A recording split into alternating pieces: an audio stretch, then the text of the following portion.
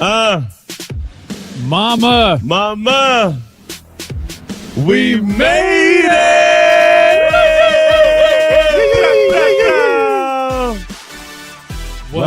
What it do now? Yeah. Oren Yoel is in the building. Dude, I'm so pumped for this episode. We have a very old friend. Yes. A comrade, a soldier. Yes. I wish everybody that's listening to this could see these locks of fucking lusciousness right now. Dude, bro. I feel Oren and I switched places in the hair department. Yes, you did. We kind of did. Yes, you did. Like, dude, I'm going to do the fucking, I'm going to put side by side 2007, 2016. But I didn't have that little yada to me right there. I don't have that right there. No, it's crazy, but you're the dude that tucks your shirt in now. You know what I'm saying? I don't know about the tuck. You do the full tuck. I do the back tuck. You got the nice I do the hair. back tuck, bro. You actually look through the pamphlet at the hair cuttery and say, I want it like this guy. So anyway, you dig? This guy. Oren Yoel, welcome to Mama We Made It. Thanks for having me, fellas. Man, happy to have you on. So we're gonna get right into it. Man, I want to say this first, for the listeners, Oren has been someone who is probably in my top 5 most influential people in my musical journey. And that's actually very real talk. We played in a band together for years, wrote so many songs, played bass on a lot of tracks, made tracks together. What's actually crazy, here's a funny story.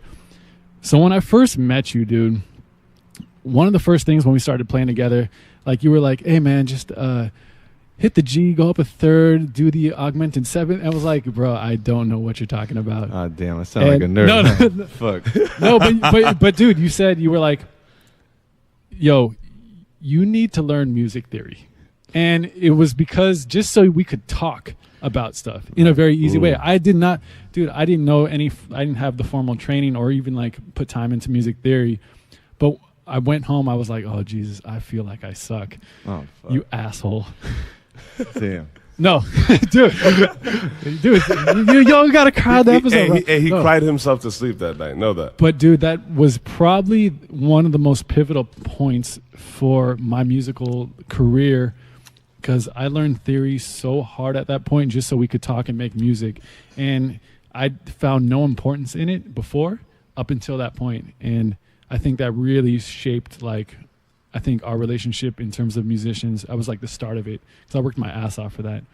Well, thank you, young Roushi. Yeah, young Roushi. I just had to get that off my chest. No, hell yeah. What was it about it though? With him throwing the music theory thug at you and you, understanding the importance at that point because we're gonna get into this, but Oren's the guru, dog. The guru. See, let's just get in somebody because like me, I don't understand music to that degree and that. Get up on the mic, baby. Get up on the mic. You feel me? I thought I was going straight back so I could still get it. But watching the brilliance of Oren, and this isn't going to be a compliment showering just spraying for no reason. Man, shower away, man. But watching Oren, he has such an incredible understanding and view of the theory of music and how for him he puts it out there, right? So you young, just coming at him and just being able to play and knowing the importance of being able to speak music with him, right? What was it about him that made you want to go do that? Well, okay, so the thing was I learned to play bass through Nirvana. That was literally how I learned to play bass. Word. Just played a shitload of Nirvana songs. And those bass lines are great, but they're not that complicated. A lot of root notes. No, they're fly as fuck, though. Yeah, but they're fantastic. But Oren, when you started, I actually want to know from you, when you started playing music, and we know it started at our early age, but how did that, because would you consider yourself classically trained or not even there? I wouldn't be Oren Yoel, classically trained musician. Yeah, I mean, I don't know. I mean, I started at an early age from the 3rd grade playing a little clarinet. My mom really wanted my brother and I to learn instruments and shit, and my brother picked up clarinet, so I was like, oh, okay, cool, that's fucking fly. And I started with that, and Yeah, I mean, I don't know. Like, I went to school, you know, for jazz fucking piano at SC. You know, I don't think any of that shit really matters. So when somebody says, "Are you classically trained?" I almost want to say like no, because I almost don't want to be that dork. You know what I mean? No, like, but I feel I don't care about the notes. You know, I mean, I don't know.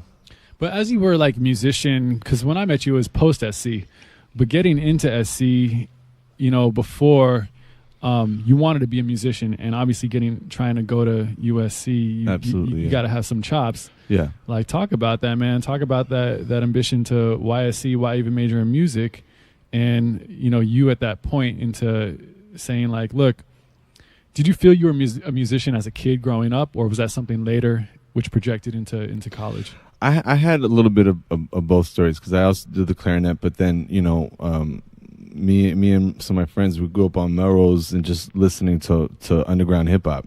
So I always respected the art of just making records from a production standpoint. So really, I kind of was lucky because I saw like cool shit as a kid, you know, versus somebody would be in the middle of America. I was like at the epicenter of like cool stuff at the time. And I miss that so much about Melrose, bro. I know, man. Melrose is super weak now. It's like, you know, it's like, get some weed, you know, every like 2 shops. Dude, and shit. Melrose used like, to be like record store, records. It was like hip hop store, punk store, it was fly. Fat Beats, mixtape. I learned about music, like cool stuff, you know, through there. You know, at the house, my mom was listening to the Beatles, the Kinks, and all the 60s groups.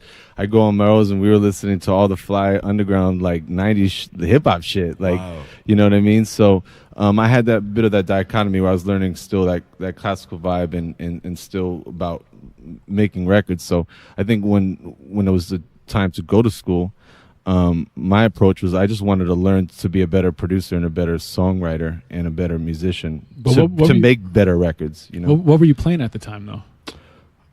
What do you mean? What kind of music? Or? No, just like you didn't go to SC for clarinet. Like you started. No, playing I went for piano. Yeah, I went for piano. I mean, well, first I started on clarinet, and then I started playing out like saxophone, like the baritone, which is still one of my favorite instruments of all time. It's such a fly instrument. And then I kind of worked my way up and was playing like alto sax and stuff. But, you know, the thing is like it wasn't super satisfying because I couldn't do that much. I could only play one note. You know what I mean, at the time. And some of my friends were really cool, and like they would go up to the piano and know how to play. So one dude would be like playing, you know, on the bass, and the other friend would be kind of playing on like just a melody or whatever. And I just always wanted to do that. So I took it upon myself to just like learn all that shit, to be totally honest. You know, and then I kind of got like some real cheap lessons at this random ass music store, you know what I mean, by myself. Yeah, I just wanted to learn it because it was so limiting doing saxophone and like that. And I wanted to play keys to, you know, to have some chops to make some great records, you know. So it was always the producer's state of mind for it first, rather than like, because for me at least, it was like I wanted to be a bass player. It was like my identity, like bass is life, bro. Right. And I think, I mean, there's a lot of musicians like that. Like, I'm a guitarist, I'm a, you know, keyboard player. Yeah. I had no clue what production even was for a very long time. Right. I actually thought production was like, you know, I like Rick Rubin. I was like, yeah, but I didn't even associate Rick Rubin with being a musician. It's just like, but that in my mind, that's what was a producer. Right. That you don't even have to be a musician. You just have to be someone who like puts the shit together. Right. Well, I think, you know, it's all about knowing about possibility. You know, my best friend at the time, Jordan, he had an MPC and records. Shout out to Jordy J. Shout out to Jordy J. Jordy J. What up, Jordy J? He, you know, he was so cool because he was able to like sample stuff and make tracks and all these things. And I saw the possibility of making records from an early age. Bro. You know, you really have to see it. So I think for me, I was lucky in that sense. And then, of course, being just at that epicenter at the time in LA, I was able to just kind of soak it all in. So that was really my angle. And so, yeah, I totally feel you. It all depends on how you come in. I always just wanted to make records. Like, and I guess I was lucky in that sense, honestly, that I kind of knew it at a younger age, you know, that that's all I wanted to do. You know, that's incredible. Yeah, it's like, it's interesting. Do you think that had to do with genre? Like, because you were listening to a lot of hip hop at the time, and where I was listening to like a lot of rock. I mean, the hip hop. I did listen to hip hop, but I was more a rock dude. That's a good point, though. Yeah, because it's easier to make a hip hop record than a rock record because at the time. You bring up the MPC, and that's where you get, I guess, into the difference between like a producer and the beat maker. Because like once the MPC went, like Jordy had the MPC, Right. so you're making records, you're making beats, but they're records. Right.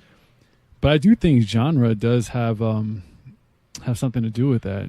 No, 100%. I mean, if you're into rock and that's what you do, you have to know somebody who has a legit studio at the time, especially. Like, you know, so you had to know somebody. But if somebody was just making some beats, you would have to have like a little audio interface, and you record in your MPC, have a little mic, you know, Done. put it in the bathroom. You know what I mean? The Digio one. Get a little mattress going, put it in the corner, and you got a little makeshift booth, you know. I mean, it was easier to make a record. So yeah, the possibility of knowing how to make it was easier. That's a good point. Yeah, it's interesting, man. Nushi, you listen to hip hop, right? Yeah, You're more hip hop too. yeah. I was introduced to hip hop. Like I was a young kid, and like when I like during that time. Get up on the mic, baby. My apologies. I'm literally looking to the left for no reason. But my neighbor was this kid that was like 11 years older than me, right? So when I was like in like the first and second grade, he'd always like take me around. I was like his little brother. Mm-hmm. He'd take me around just like blasting Pac and Dre and like just straight hip hop. So like my affinity for hip hop grew because I really like looked up to this kid, and he was just playing all these hip hop records. So for me, that like hip hop raised me. You know what I'm saying? Like I'm a diehard Pac fan to the death of me. You know what I mean? Okay, I feel you. Die hard. All right, dude. All right. Calm down. He pulls out a knife. He's like, I'm a diehard. He pulls out a Who's not fucking with a Tupac? Bruce Willis statue. I'm a diehard fan. What was the drive for you though? Like early on, right? Like even like pre-college, college, like right after college, you wanted to be a producer. You wanted to be involved in music. Like you had that bug. Yeah. Like what was the drive for you? Like did you know early on, or were you even thinking about like, yo, like I need to get records. I need to meet like different artists. Like, was that your plan, or was it something that like, as each step moved on, you were like able to see what the possibilities were in the next step? Yeah, that's a good question. I mean, it's really the latter, you know. I unfortunately, or whatever, I mean, it's my journey, but like initially I didn't really work with artists. I just sat in my room and just made shit, you know, and nobody heard it. And it was just me. And I was just kind of perfecting my craft. I didn't really, you know, I'm a shy dude, so it's kind of tough to kind of just be like, you know, really getting out there and passing out CDs. I first tried to get my craft in a good place. And then through there, you know, people were like, oh, this is kind of good, you know? And then I started meeting people, and that's really how it happened. It just, there was really no plan to go and meet this artist and that artist. Yeah. I just really was an asshole and sat in the room for a long time and figured out some stuff. And then through that, the right people here heard it, you know, at the right time. Yeah. You know? I want to touch on one thing though. Yeah, At that point, like such a like adolescent stage or juvenile stage in the journey, like perfecting your craft, right? Did it ever come to a point where you were battling like what's perfect then? Because like obviously growing through and having years upon years under your belt, you realize that like, yes, you want to reach perfection, but like perfection could take forever. Right. Right? So like, was it like perfecting your craft? I see it as like being able to like have an identity and be comfortable with that and be able to like find different people come along and you work with them. Yeah. But was it like a pressure to perfect it, or was it just like, look, I'm going to fall back, perfect it, and then go out there? I wanted people, I think my goal was just for people to do the stank face when I hit play. You know what I mean? That's really all I wanted, you know, because I feel you. Like I didn't even know what I just wanted the to be like, stank face, like, though. woo, you know what I mean? Yeah. Hey, I just, you know, like I was saying, I had my best friend and his brother were all cool, and they were making tracks and DJing and all these things at a very young age and very cool. And I just, you know, he was making some fly shit. And I just, you know, and like I said, I had other friends that would go by the piano and like play something. So I had these really creative people around me, which is cool, you know. And I think I wanted to be creative as well and be like, oh, that's fly, you know what I mean? Yeah. And just impress. And that was my goal, you know. Word. That's interesting. So when you were in high school, you were making tracks. Yeah, I was making tracks probably around the age of like 15. Jordy was rapping. Jordy was rapping, but I wasn't cool enough at that time. And the funny thing is that Jordy was actually... You weren't cool enough to let your best homie rap on the tracks. No, vice versa. No, I wasn't cool enough to make music with him. At the time, I wasn't cool at that time. Because actually, it was crazy. I mean, he was in a group and they were opening up for DJ Babu, and he was 15 years old. Oh, wow. So, and they was making the tracks, and it was at a very young age. He was doing some cool shit. Yeah. I even remember going super randomly in East LA, and he was playing the show, and it was like stanky, but it was just filled, with people. What was your question? But you were making beats in high school and with people rapping, like the first time you're starting to make records. Was it in high school? No, it wasn't. No, it wasn't. Really wasn't. No, Really? I mean, well, it was probably right at the end of high school. Actually, I think finally at that point, maybe like 17 or 18, I was cool enough. You know what I mean? And I also was. What was that cool? I guess I guess I was getting the face I wanted when I hit play. Word. You know what I mean? Word. And now and the people that, like for example, Jordan and some other people that was around us, I was finally at a level where people wanted to rap on it, Word. I guess, before but yeah. And you felt that first? Like, so you were like making beats and doing your shit, you're like, I'm not that good yet. Like, you actually recognize that. Yeah, I mean, I would show it to everybody. Like, I would try to show it, But I was also kind of lucky too when I got a little bit better too. I got this random internship at the studio. I sent out my resume to 30 places in LA. Only one called me back. Really? There was a reason too, because they were fucking whack. Was during high school? Huh? During high school? Yeah, right at the end. At the end of high school, yeah. And I would be making tracks on a Korg Triton at the time. I didn't have the money to get an MPC and like a keyboard. Yeah. So I was just doing the drum program on the Korg Triton. But I got this job, and I was exposed to some really fly and cool stuff because I'm seeing this equipment that the records that I wanted to sample or were sampling, they made it with this equipment. So wow. I got very interested. And I wanted to have that sound quality that was amazing. So I was exposed to that. I got to that kind of next level after sitting with Jordan, in a room or myself and recording on an M-Box or something, whatever, and just seeing, the possibility of these this incredible studio with these $1 million boards, mixing consoles. Wow. Yeah, it's the possibility. See, that exposure is something so special, man. 100%, yeah. It's it like opens your mind when you can step out of your bedroom and step out of your closet booth. Absolutely. And see that and be around it and know how to like rap chords. 100%, and like definitely for any youngsters out there, I would definitely say just all try to hit up anybody you can and all possibilities, to get where you need to go, because. Yeah, like I said, I wanted to know about equipment, and I wanted to work at a studio. I thought it was the way in, and it wasn't. But I did learn quite a bunch. So at that time, did you know you wanted to be a producer? Was that because I felt like in high school, I was like, I want to be a rock star. Right. Like you just kind of like know what your dream is, and you start to get the first feeling of like what's your passion. Like Nushi, what was your passion in high school? People, bro. Human beings are so interesting. Like at that time, like I was active, I was doing all these things, but like seeing the way people acted and reacted to certain scenarios and environments was just so interesting to me. Mm-hmm. You know what I'm saying? Like that really was like what my passion was. You're definitely a people person too, man. Yeah, man. That's but it's wild because like I go through like I consider myself like an introverted extrovert, right? But it's not something that like it can be easily like received. But for me, like I love observing. You know what I'm saying? And I feel like it's played a role in where we get to.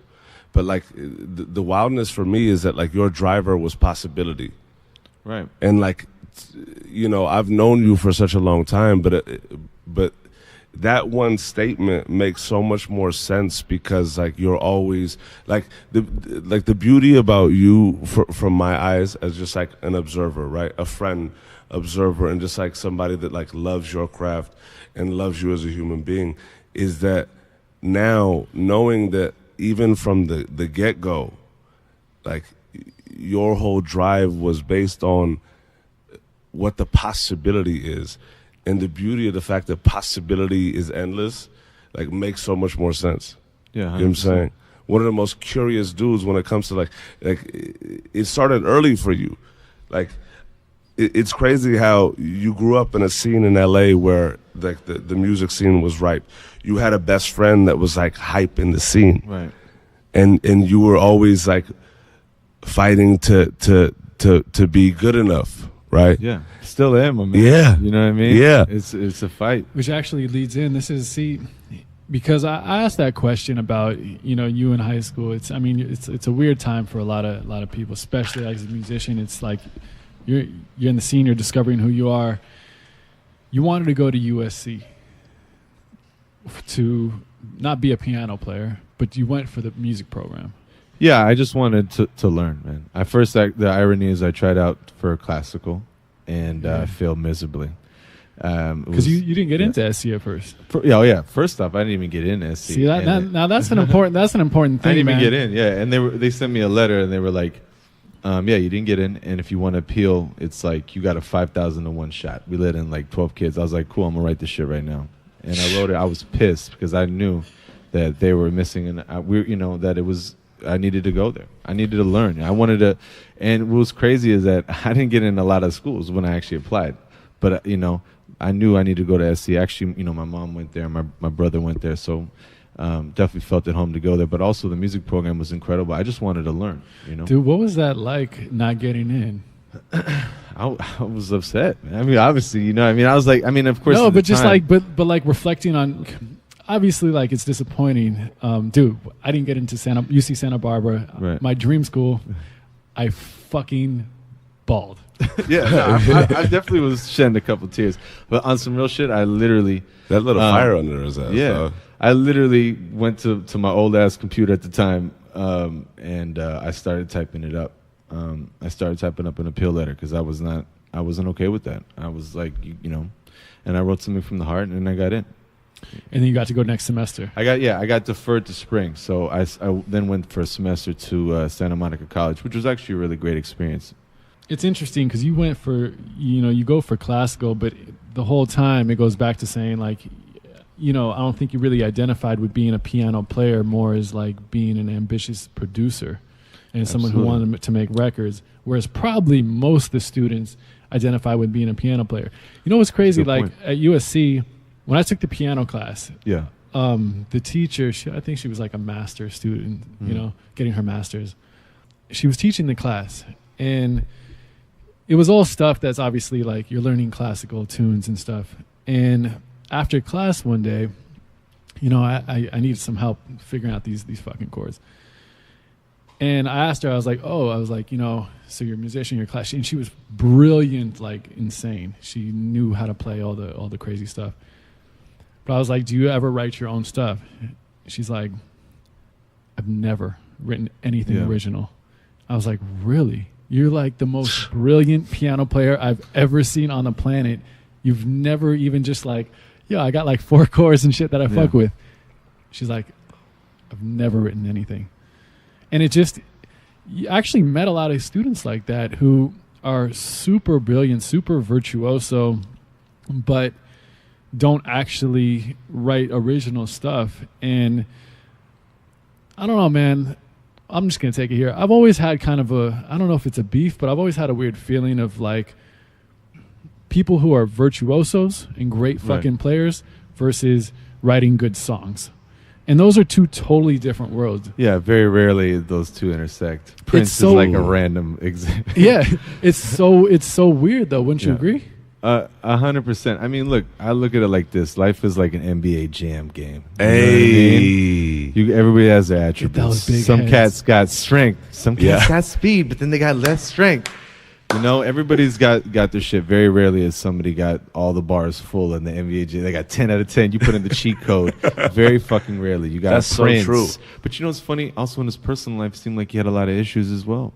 So I think that clearly, as a musician, he had everything down, but also he had issues just like everybody else, and so, Yeah, no, it's just interesting because like, and not to take anything away from like virtuoso, magnificent players who are completely trained. Like I have the utmost respect. No, 100%. You're Like- just saying why don't they intersect as much as they Yeah, do? it's so funny because you think they actually would. I'll tell you my theory on that. One, I think it's that, you know, if you sit there and you master something, you're going to sit there and your confidence level might drop because you're thinking, oh man, I'm never going to write anything as good as Mozart or Bach, you know? And then you're like, well, I'm just going to master this. And then it's hard for you to sit there with a blank piece of paper and then come up with something because you're always going to try to measure up to what you played. That's such an insane pressure, though. Yeah, bro. it's an insane pressure for myself, who was always crappy at playing other people's tunes. Yeah. You know, it's like they say, the mother invention, or necessity is the mother of invention. Yeah. Shit, I sucked at playing other people's tunes. You know what I mean? And I had to, but I don't even know if that's. I always just wanted to make my own tunes. That was just like what I wanted to do. You know, but like you're fighting yourself, but you know that. Yeah. Like you're relentless to get what you want. Like, you know what I'm saying? Like your drive is possibility. That's that's the beautiful part about it. Yeah, I mean, you gotta. Yeah. Well, I think in general to achieve any sort of greatness, you have to have confidence, or you have to at least pretend like you have confidence to get there. You know. That's a good point. You have to pretend sometimes. You have to pretend, and most people, that's what they do. Very few people have the confidence at the time. They have to have some bravado. You know. I mean. Yeah. And that's, you know, sometimes it's how you get ahead. Yeah, man, because I think there's like a brilliance in obviously being like a virtuoso player, and also a brilliance in being an amazing songwriter, and just like the power of, you know, 3 or 4 chords played the right way, hitting the right notes. You as a musician, like being shitty at playing, not shitty, but not playing other people's stuff really well. Yeah. Did your discovery come with music or more sounds? Well, a little bit of both, because like I said, I came from 2 worlds. One, I would be at, you know, my mom would be playing the Kinks and the Beatles. So I'd hear these great, amazing tunes that you sing along to. But then, you know, with my friends, we were listening to hip hop, and the soundscape was so cool because they were sampling all these crazy fucking records. Yeah. And I was like, how the fuck do you do that? Like without sampling, you know? And it inspired me and wanted me to be curious on both fronts, you know. So I kind of got that from both sides. So I guess it's a little bit of both. I needed to know how to do the music to make the sounds cool, because a lot of times, you know, not only does it, of course, the sounds are cool, but of course the notes and how they're played and everything is fresh as fuck too. So, you know, from that world, you know.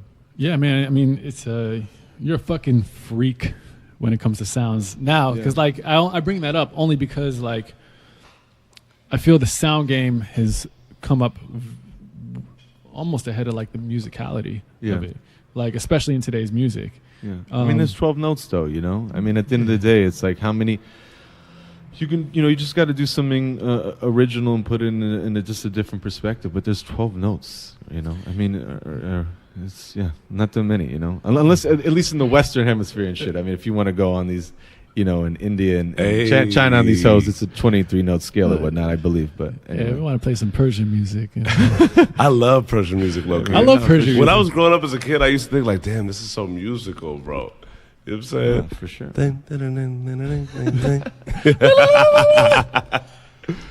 No, so all right. So throughout college, in terms of your college experience, what was your drive throughout there? Where was your, you know, were you just focused on being a student, or were you trying to fuck with other projects outside? Like throughout all college, I was like, I still need to be in a band. I don't really care about classes. For you, what was it? Because I didn't know you in college, even though we went to the same school, almost kind of at different times. Yeah, different times. Yeah, but like overall, I didn't want to. I don't know, man. I mean, I wanted to be a great producer, and that was my goal. I didn't really give a shit about the other stuff, to be honest. All the classes, man, like, you know, it was good learning. Look, if you know, made me a more well-rounded student. But like ultimately, like my goal I didn't want to be at school. I didn't want, you know. Well, what was the first step into being a producer? Like, you can make beats in your fucking bedroom or dorm room all day, but like, you know, those are just beats that, you know, can be a loop for 3 minutes. You know, what was the step of like, I need to make a record, I need to link up with a singer or a rapper, or I need to make a record, something real? What was that first moment for you? That's a good. I think it just would go back to with my man Jordan, you know, Yeah. because he would just, you know, he would be, you know, kind of rapping, and I was like, we would start putting records together, but I would be, I guess, vocally producing them at the time, and kind of getting the records to sound like real songs, you know, just versus rappity rap. We would try to get, you know, hooks, you know, and yeah, and I would try to get, you know, actual full songs. So it just. I don't know. I was just not content unless it sounded like a real record, I guess. I didn't want it to be on some rapidy rap shit. Like I said, you know, just listening to my mom with the Kinks and Beatles, I knew what I felt like sounded like a cool hook, you know, but I also, not to say I didn't love some of those rapidy rap hooks, but I'm just saying, like, I just wanted it to be something catchy and something that was memorable. And I wasn't cool with just some throwaway shit. In my mind, like, songs have always been just like intro, verse, pre-chorus, chorus, verse breakdown, verse number 2, like, you know what I mean? And like, you have the big hook. And hip hop to me during that time was, in my mind, was just like loops and get a really dope MC, until I like actually heard the Roots, and I was like, oh, that's different. And like, but I think that's what it was. I think when we were growing up, it was very, very loopish, and that's funny you bring it up. And I think for me, I didn't want it to be so loopy. But there's, I mean, there is a brilliance to the loop, though. Oh, 100%. 100%. Let's be. Hey, I love hearing the producers and like the musicians talk about music right now. This is gorgeous. Get in it, douchey. No, understand that. This is gorgeous to me. I was just gonna say, one of my favorite beats is "Flavor in Your Ear," and that's 2 notes, man. That's 2 notes. So. I just want to shout out one time the 23 notes in India. You know what I'm saying? Like, I learned something brand fucking ass new right now. I hope it is 23, or obviously. You know what I'm saying? You No, but like, you also said like or around there. You know what I mean? But even that in and of itself, it's incredible to me, because like, you had a foundation for music and everything that you aspired to early on. Yeah. Like, it's wild. You grew up in a family, like, you grew up in a household where Ma Dukes was playing like records that really just stimulated your ear. Yeah. And then you were like in a city where your best friend was in the scene. Yeah. You know what I'm saying? He was a cool cat. You were like that dude with the swagoo. And like, you just wanted to like really like put dope shit out, right? But you also had this little like chip on your shoulder where you don't know if you were good enough, but you like, this is a separation from a lot of cats that like I see now, and being able to hear what your view was at this time. And this is like really dope for like young cats trying to really come up and do this, or even have the idea about doing this, because faking it till you make it works as long as you're working towards making it. Right. Right. As opposed to faking it till you make it and just like hope that something comes up. Right. But like, you had such a gully ambition, right? You were also so curious as to the possibilities, but you were also putting it at work to the point where you were fighting yourself. That's something that I just get to appreciate, your frenetic essence, because like, you're always searching for the best, right? Yeah, 100%. And it's crazy how your environment and your upbringing allowed you to really like be encapsulated by that. Like, you're in a city where the shit's hot. Well, yeah, I actually want to get into that too, now that you bring it up. Like, how much did your upbringing affect your music? Because obviously music sometimes, I mean, it pours out from where you're from, you know, it's the voice of what you've gone through a lot of the time, right? Or not, or sometimes it's just the music and the musical idea. Did your actual upbringing come out in the music, or the culture you were around, or the scene you're around, or was it a totally separate thing? I think that my upbringing still inspires my musical taste till today. Oh, for sure. Like, that's amazing. Like, it's honestly, lit. like, I mean, so I love the tasty 60s stuff. I still do. But then the drums got to bang. Yeah. I just like, you know, everything that I do is based on what I loved as a kid, and I do it now. Now, when I try new things, of course, like, I'm always just trying to be curious. I think you have to be curious in order to create and to accept and to grow. But yeah, like I'm just thinking about it now. I still like, You know, it's funny, in my studio, I got a 60s amp with a 60s guitar. It's like out of necessity. Once again, I got a bass from the 70s. You know my Silvertone, baby. Shout out to Silvertone, baby. Little Silvertone 70s jump off. Hey, don't tell anyone. Nah, it's cool. It's cool. The secret's out. No, it's not even like that. But yeah, I still aspire to make the records that I grew up like listening. Obviously, I want to do it in a different, new way, but I still want to take that essence, you know.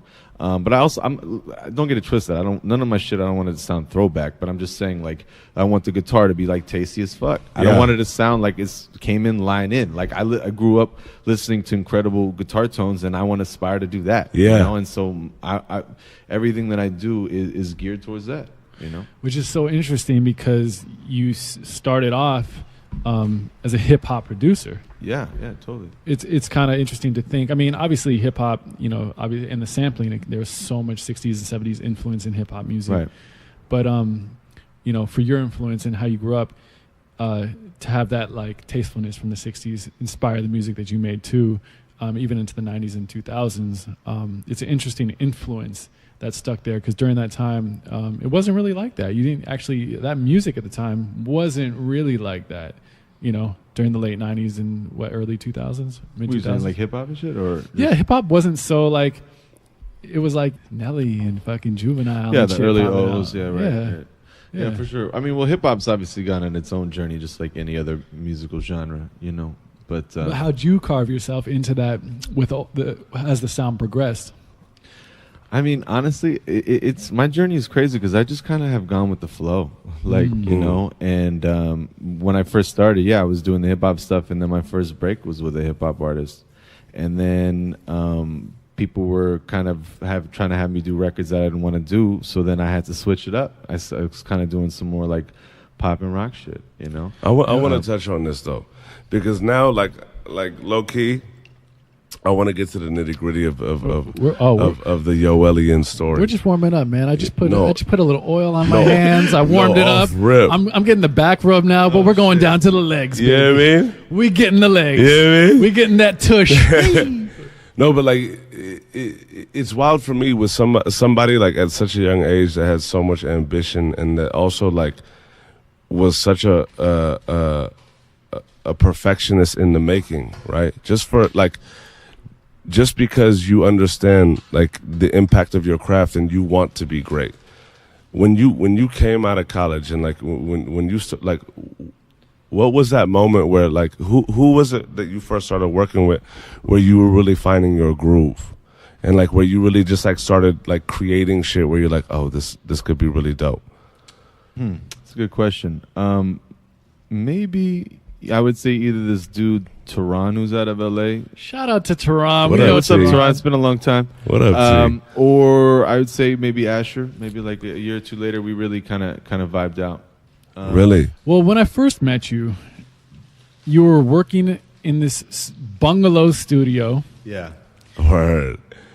And what's a bungalow studio? Because like when I think bungalow, I'm like literally laying in a hammock right now. No. It was like it was a 10 by 10 room we called the shack in the back. Is what it was a shack. Word. Actually, we built a 6 by 10 little accompaniment addition. So it was like a 10 by 10 little shack in the back. Plus, we had a little yada mean on the side. Hey, that was like random shout out to the yada mean. Actually, that's not. Yeah. Okay, I'm gonna get into it. So I first. So at the time, I was jamming with Evan the drummer. Evan Turner, the drummer. Evan the drummer. Shout out to Evan. Evan and Noah King as the rapper. So we're jamming, and we were doing some music at the time, some like hip hop, weird shit, live stuff, whatever. And when I first met you, Tunji, Young Tunj, aka Young Yunge, aka Lord Tunj. We're just shouting everybody today. Young Yunge, Young Yunge, bro, aka Ears, aka Tunji.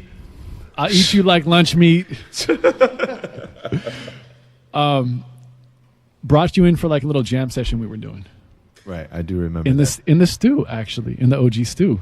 Was it? Wait. No, it was this place in Culver City. But anyway, it was. I thought it was in the OG stew. No, you're right. It was in Culver City. Before y'all met, wait, when did y'all meet? Was this you were doing stuff with Tehran and Ash, and then y'all met after? No, not Ash. I don't think it was Ash. with Ash. Yeah, I was still just kind of hanging out with the LA cats. I wasn't even doing it like for real at that time. Word.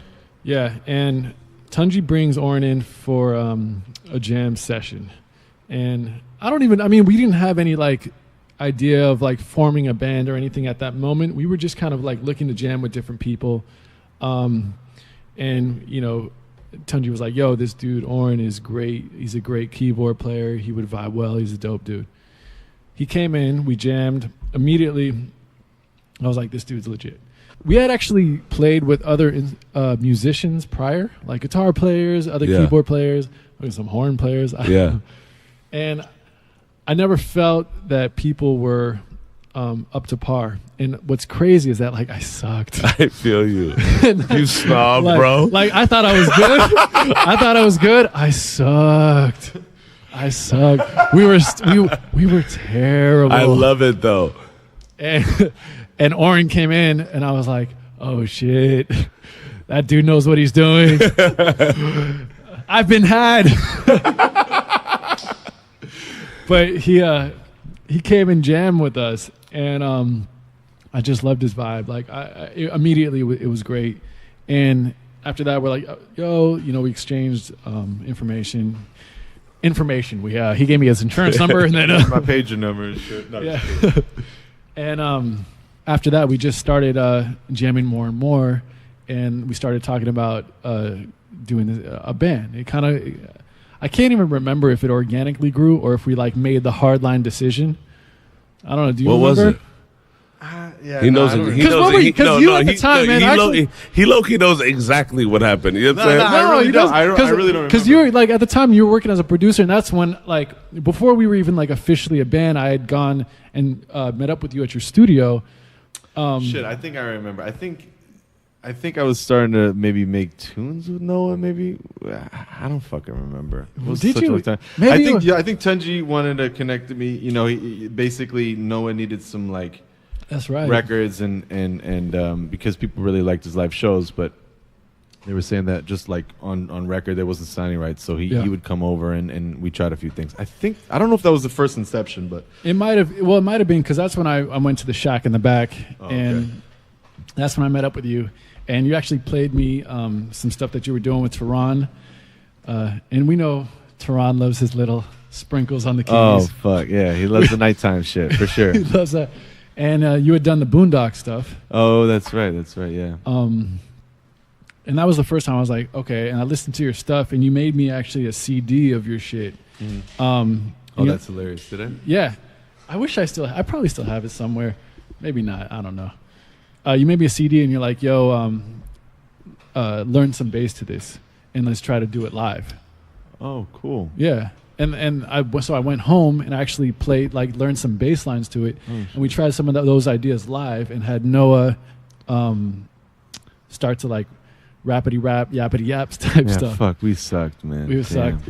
Anyway, but that was like the first. It's the seeds of New Kingdom, bro. Yeah, it was the seeds of New Kingdom. But yeah, we continued to jam, man, and it was man. I wish I had such a better memory on this because that early part is a kind of a blur. But what was your take? I mean, Can I ask something though? Like, you might need to hit us up on this, Noosh, as an outsider. I will. But like, I came in later here, right? But like, what I want to know is for somebody that has such a distinct like taste and like you knew your preferences like from the get go, right? You wanted possibilities and you knew you were gonna get there. What'd you see in this group of fucking swag wally? You know what I'm saying? What'd you see in this group of fucking like hood rats, right? That you were like, you know what? Like, we got something here. Because knowing you, like, look, although it's tailored now, but knowing you, like, you don't get yourself involved with something that you don't think has any potential, right? Just for you.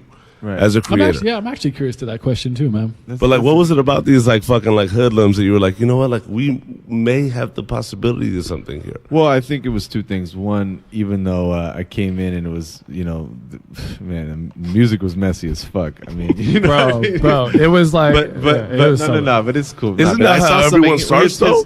Here's what I saw. I saw the lead singer was incredibly passionate on stage, and he kind of was a star on there. And he had a look, and he was cool. I saw in the bass player was Joe, and there was a drummer, Evan, and I thought they were really super energetic live. Yeah. You know, and I was like, yo, these cats, like, they have energy, and I felt that with that energy combined with Noah being kind of a star-like dude, yeah, I felt like if we can just get the records in the right place, it could maybe have some legs. You know, at the time. Yeah. And what's interesting about that, I mean, it's so true, because we just played like 1, 2, 3, go 100%, like 100. Yeah, rock out. It was rock out, like hitting terrible notes. Like we had no, bro. I'm telling you, it wasn't even in our like brain of thinking about being correct time, being on key. Like there was no discipline at all. Like it didn't exist. It was just like let's go and create the essence. But I think there was a big charm in that essence too, because I think I always felt there was like some it factor that you can't get from, even though it was messy, we couldn't really write great songs or good songs or mediocre songs. Yeah. But no, I'm fucking around. But I think the fact that we all had this like very special element, and then Oren came in, and it was like the songwriter had entered the room. Yeah. Someone who could guide this, someone who could take this like complete jigsaw puzzle. Yeah. And start putting pieces together. And straight Merlin like came into the spot, like he's like, let's go. It was tough. But but even at the time, like, you know, we were still trying to define a sound, and we would have all these talks and just start writing songs. But I think because Oren was not just a musician but a producer, I think that you were able to see it in a way none of us ever could. Well, oh, thanks, man. No, I appreciate it. I mean, I think you're right. There was an it factor that I saw in you guys for sure. I just thought that, it was electric. You know, you guys were headbanging and shit, but like in a cool way. And also, I connected with you guys too because, I like when shit's like, when it's dangerous. Yeah. You know what I mean? I mean, the funny thing is a lot of the stuff I've done hasn't even been that dangerous, but I fuck with I just like when things are a little bit edgy. And I saw that. So and it had those elements, and we started making records, and then from your perspective as a producer, did you ever feel? I don't even think I really really got in it with you about this stuff, but did you feel that you actually wanted to be in a band? Because going from being a producer, I knew, dude, I've been in bands since I was fucking 15. Right. I am a band. I'm a bass player in a band. That's me. Right. Did you ever want to be in a band before that? So I mean, before you guys, I was still playing gigs for people. Yeah, you know what I mean. So since I didn't around 17 or 18, I started kind of playing gigs for different people. But this is more for you to be an artist, right? And I guess to answer your question, I think for me, I wanted a motherfucking vehicle for my shit. I feel you. That's always what it's always been about. I need a vehicle, man. Even now, you need a vehicle, to get it out there, and I saw it as a cool vehicle to do something cool, which is really where I base all my decisions from. Straight up, because I want to make sure that it could be dope. But you never felt like an artist, like you wanted to be an artist. No, I guess, nah. I always just want to be a record producer. I think, like I said, just anything. I feel like he's the composer, you know what I'm saying? The conductor, just Well, I asked this because he's dealing with 3 dudes who want to be fucking artists. Yeah. And it was almost that's what created the fucking. But then the guy that came into the picture was the one that was okay, if you change this, or if you worked on that, or if you understood this. No, that's what I'm saying. It could become that you know what I'm saying, drop top caddy that's rolling down the streets and just slapping asses on sight. Well, it's an interesting thing, man, because when you take someone who's a producer who, I mean, in being in a band, the band dudes want to all be band dudes. They all want to be stars. They want to be up in the center and be an artist. I feel like that factor exists. So that's why I asked, because you come from being a producer, someone who wants to write great songs, make great records, more importantly. That's always what I wanted to do. I know. Yeah. No, that's why it's so interesting. That's why it's crazy. interesting, man. I know. You know, I guess I just had that bug just from like an early age. I was just wanted to be the guy making the records, making those decisions, those sonic decisions, those song decisions, and making the greatest possible music. And that's really always what I wanted to do. I think that. In terms of being an artist and being on camera, that's never been my shit. Yeah. You know, it just never has been. But I think that, I mean, there are producers that obviously are DJs and artists and that want that. I think also in 2016, to be a record producer, you have to be an artist now anyway. Yeah. So, you know, that's a whole nother conversation. Yeah, no, we'll get there. Hey. Let me ask you, so, like, Asher Roth came along, right? So Asher, I don't mean to cut you off here, but I have to do a little pre. Hey, give me the preamble, bro. Preamble this. Don't pre-ejaculate on these hoes.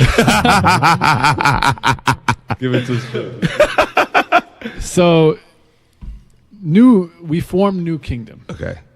And that really, the name came from, we had a show booked and we literally did not have a name. We booked this show, I believe it was at the El Rey. And we got, we didn't have a band name. They needed tickets printed. And they're like, what's your band name? And we're all just sitting there. And we're like, we have no clue what the name should be. And I don't know where, I still can't even remember. It's kind of hazy. Yeah. But we came up with New Kingdom. And just to know that it's like a band from, not even a band, like a two-dude hip-hop group. Yeah. From like the early 90s. Who are actually pretty amazing, underground, but have a really strong following. We had no clue because they were so underground. But shout out to New Kingdom, the rap group. But that's how we kind of formed our name, and we had to just for that one show, and then we're like, oh, we'll change it later. Yeah. No, never changed. Yeah. And by the way, New Kingdom, terrible name. Oh my god, the worst fucking name of all time. Like, and we thought we finally figured it out too. Didn't we? we're like, we tried to figure that shit out for a good month. We're like, yo, we got this shit. Yeah, and you know, but hey, it was a learning experience, honestly, and it was actually a really great learning experience for me. Actually. Yeah, no, it was great, but we actually kind of formed the band. We started playing shows. Got it. And we were just, kind of lit from the start, man. Luckily, we all grew up in L.A. and knew a lot of people to get them out to the shows. Because it'd be like a sea of people, all of them are friends. But it would look really nice. Yeah. Yeah.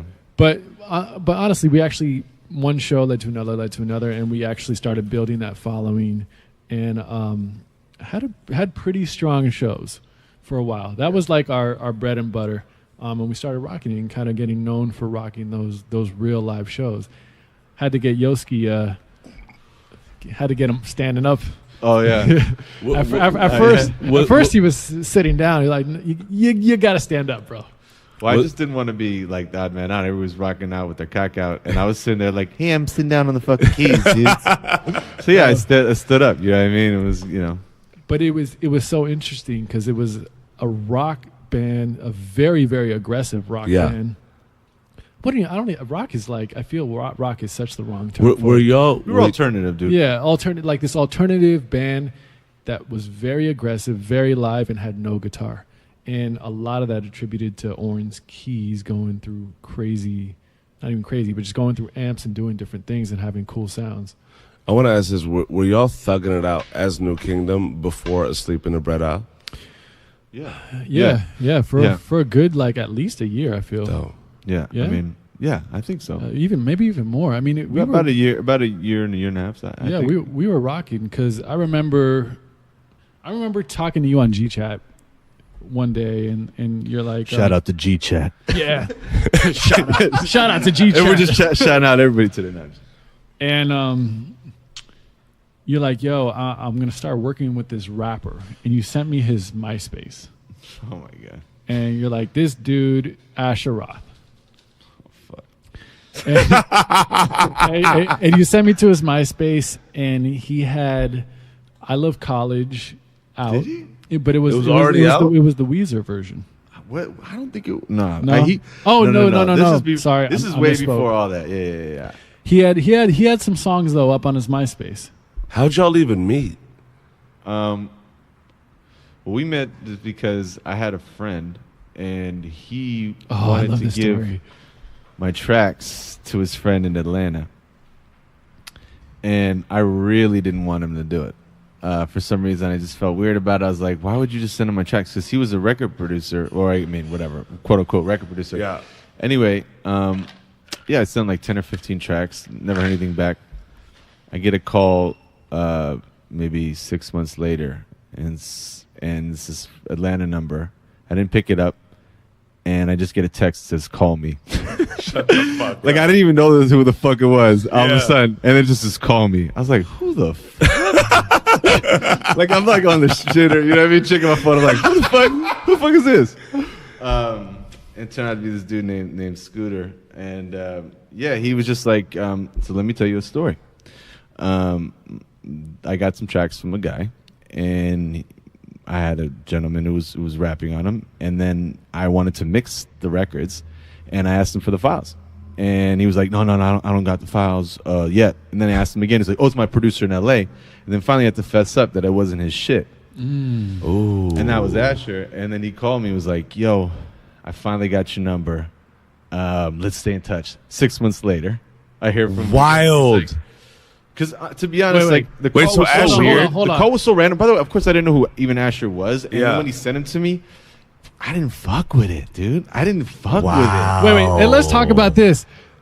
He was some dude claimed Oren's tracks, Wild. and that happens very often.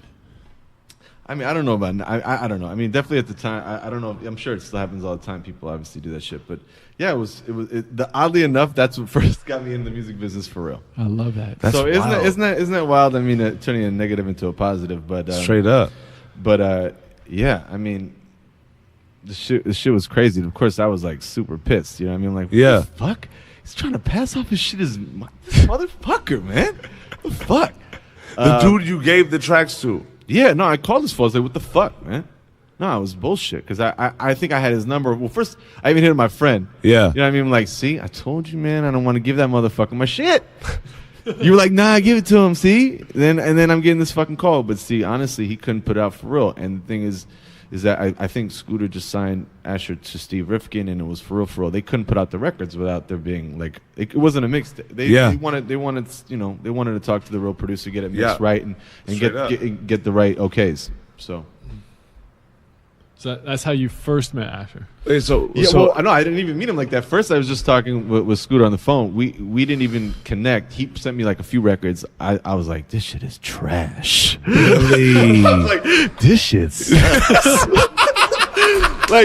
like just on some real shit. But the thing is that, see, for me, I know sometimes I'm fucking wrong. So I hit up my boy Tunji.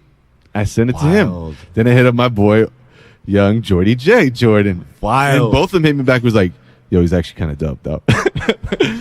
And I was like, really, man? You think he's hot? Yo, it's crazy because both those dudes Bro, you said have that such you- incredible ears. Yeah, bro. no, See, they do. 'cause- I still hit the. I mean, they both are amazing. They have the great.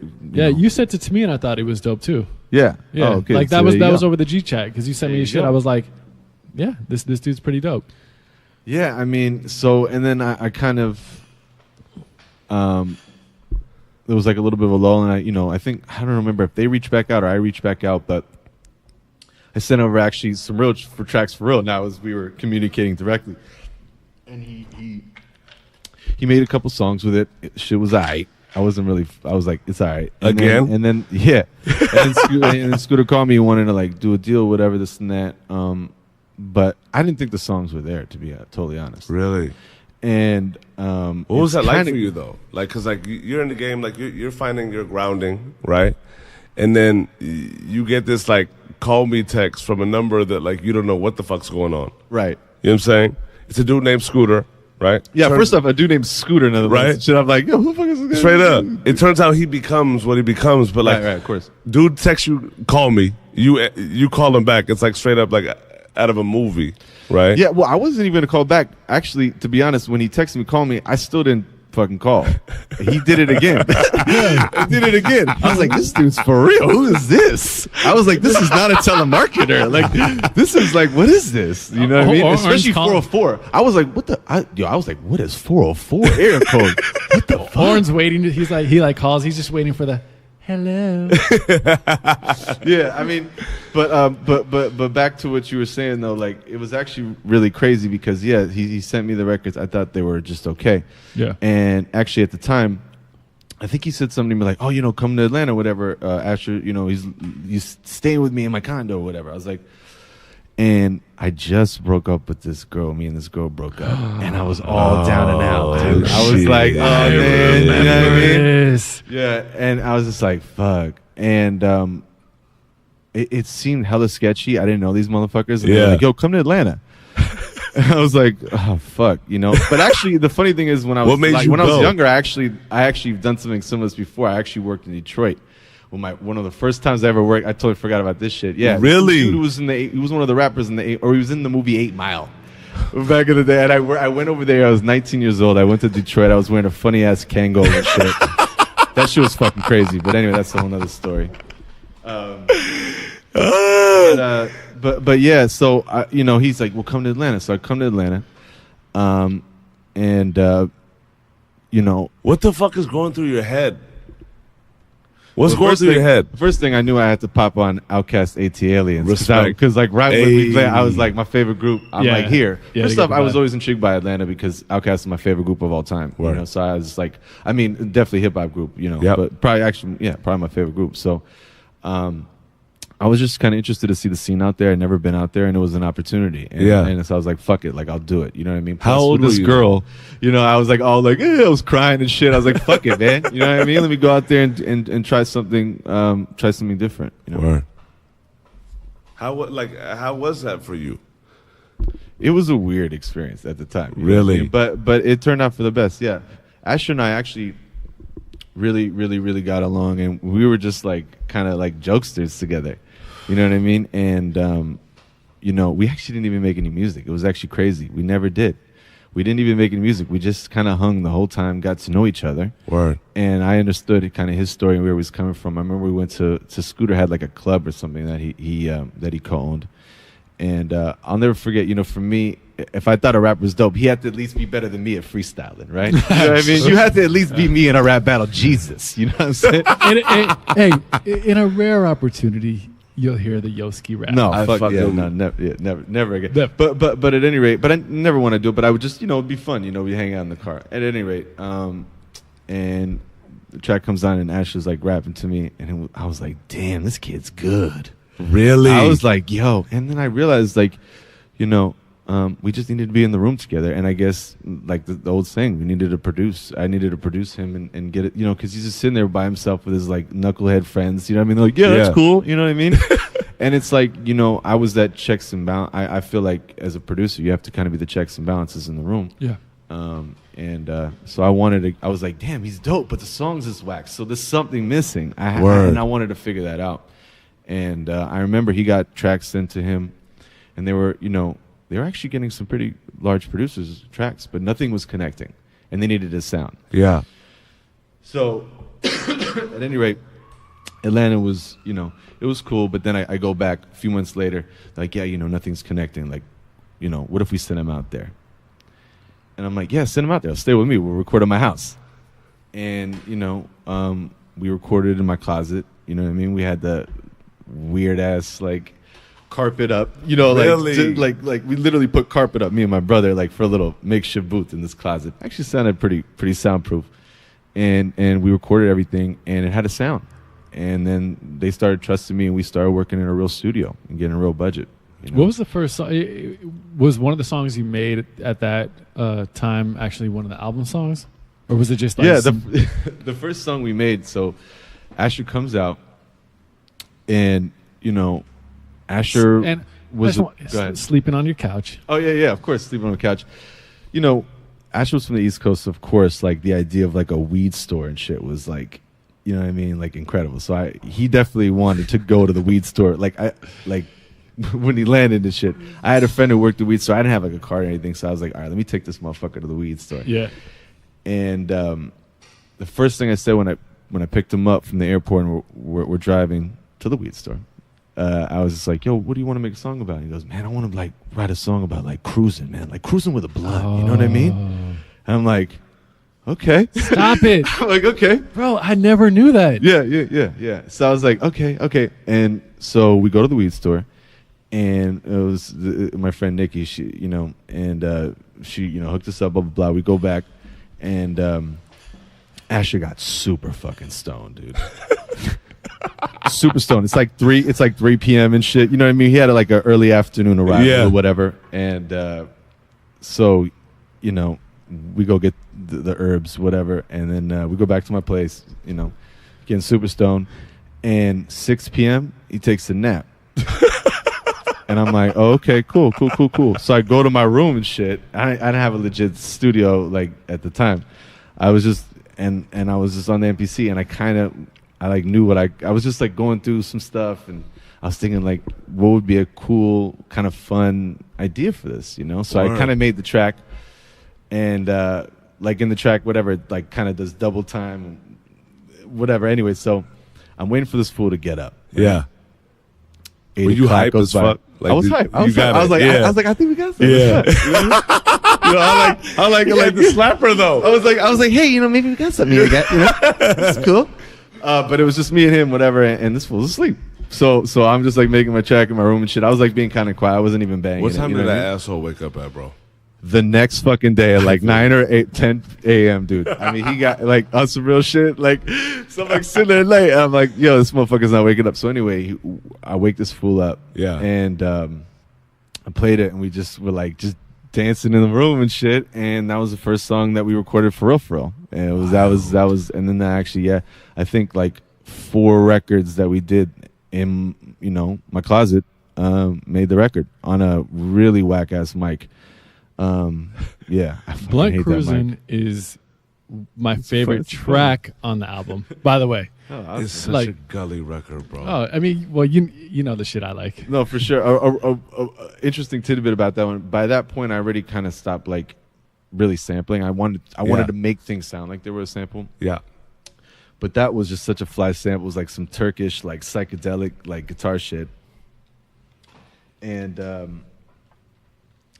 I was just like, man, this has got to be flipped, you know? And it was actually funny because there's a really incredible part that most people, you would have totally flipped that part over the part that I flipped. But I don't know. I just like felt it. But anyway, long story short, I, of course, you know, that when they were going to put out the album, they asked me if it was a sample. Of course, I wasn't going to bullshit. I was like, yeah, it's like a sample. This shit took months to find this fool. Wow. This shit, first off, this album only sold like 200 copies in America, or maybe in the world. It's like very, very like, but it took forever to find this fool. They literally had to like track down a lot of people, and it was a whole wild ass story to get this shit clear. Anyway, little tidbit about that one. That dude is like, shout out to sampling. No. That dude is like the luckiest guy ever. He's like, yes, mama. Well, no, because literally, if they put it out, like, would he have known? No. There's no way. No because way. It wasn't going to be a single. And he probably wouldn't have known. But, like, I mean, honestly, man, I mean, I'm not a bitch. No, but you know what I mean? straight up, like, I mean, this guy made something incredible. And I hope I put like a spin on what he did, you know? And, I wouldn't fuck with that. And he definitely deserved credit. I actually still bump his shit. He's fucking incredible. Really? Yeah, he's amazing. But anyway. That's wild, bro. And during that time, so, like, Oren is working with Asher, and there's still, you know, New Kingdom is New Kingdom. And when we first met Asher, like, it was honestly, we had no clue what was going to happen. I mean, at the time, it didn't feel like this thing was going to be like a big official crazy thing. It just felt like, honestly, it felt like Oren was working with an underground rapper.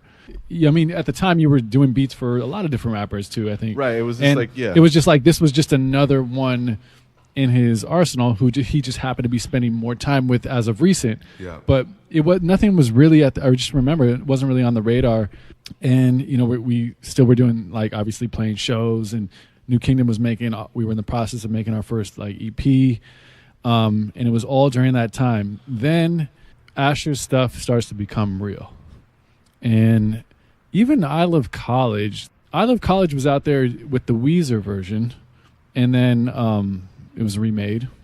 Yeah.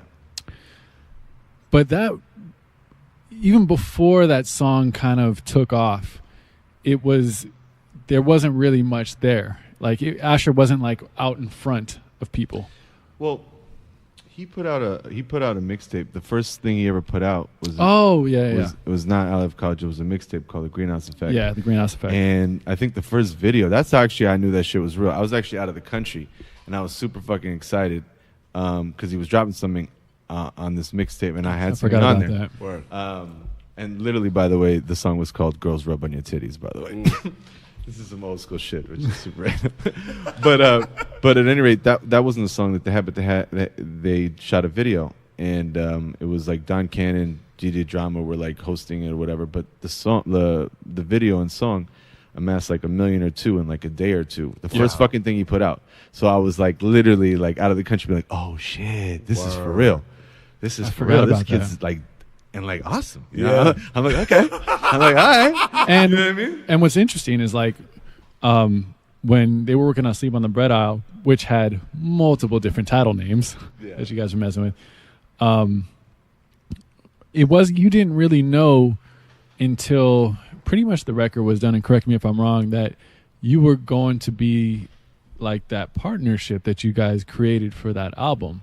I mean, in the hip hop world, there's multiple different tracks, especially with all the different producers that we're trying to get on. But like I felt like what you had in the beginning, and it tried to go through the normal route of like get a bunch of different hot producers on there, but then it just ended with the birth of a new artist and the birth of a new producer. I want to ask you something about that though, like because when you started with Asher. I'm not on the mic. Get on the mic. Me. Hashtag Nushi get on the damn mic. When you started with Asher, you always said that like there was something about it you just didn't fuck with, like right. But then you knew that he had because the records special. went right. Yeah. Well, I only knew it because when it was just me and him hanging, and I saw the raw talent. I didn't see it initially on the records. No. Okay. So the one that came out that popped off, right? Before it popped off. Were you just like, oh, this shit's gonna slap you? Like y'all don't know what's coming, or was it like, all right, well, let's see what this does. Like this is cool. I Love College was getting some noise, but on some real shit though. No, but it was before that because see that's what I'm saying. They needed a sound for the record, so I came in right at they didn't have shit. So they had some loosies that were like cool, but there was no sound and direction, and that's why they sent him out initially to L.A. Scooter sent him out to L.A. because they were like, well, you think you can create a sound from? I was like, yeah, bring his ass out here, and we'll do it because I knew it was some sort of opportunity. I didn't know what it was, but I knew it was something. Like the beauty of this scenario is that like it was just so young in both of y'all's progression, right? So when y'all made that record, knowing that you've heard some stuff that you didn't really fuck with, also knowing that he had hella potential, when y'all made that, were you like, oh, this shit's a banger? Or were you like, oh, this is cool? No, I at liked that it. moment. I liked it, bro. Word. Because here's the thing with me, right? When I get in the studio with somebody, even back then or whatever, like, man, I gotta fuck with it too, right? Like, I mean, maybe I'm like a little bit selfish. I don't know. Like, obviously, I got to come to the artist, and I always do. But at the same token, I got to fuck with it too, right? You know what I mean? I mean, straight like, if I'm not, I could be like just selling stocks, real estate, finance, whatever. Like, I got to love that shit. So when I came in the studio with him for the first time, my goal is for me to love that shit. Yeah.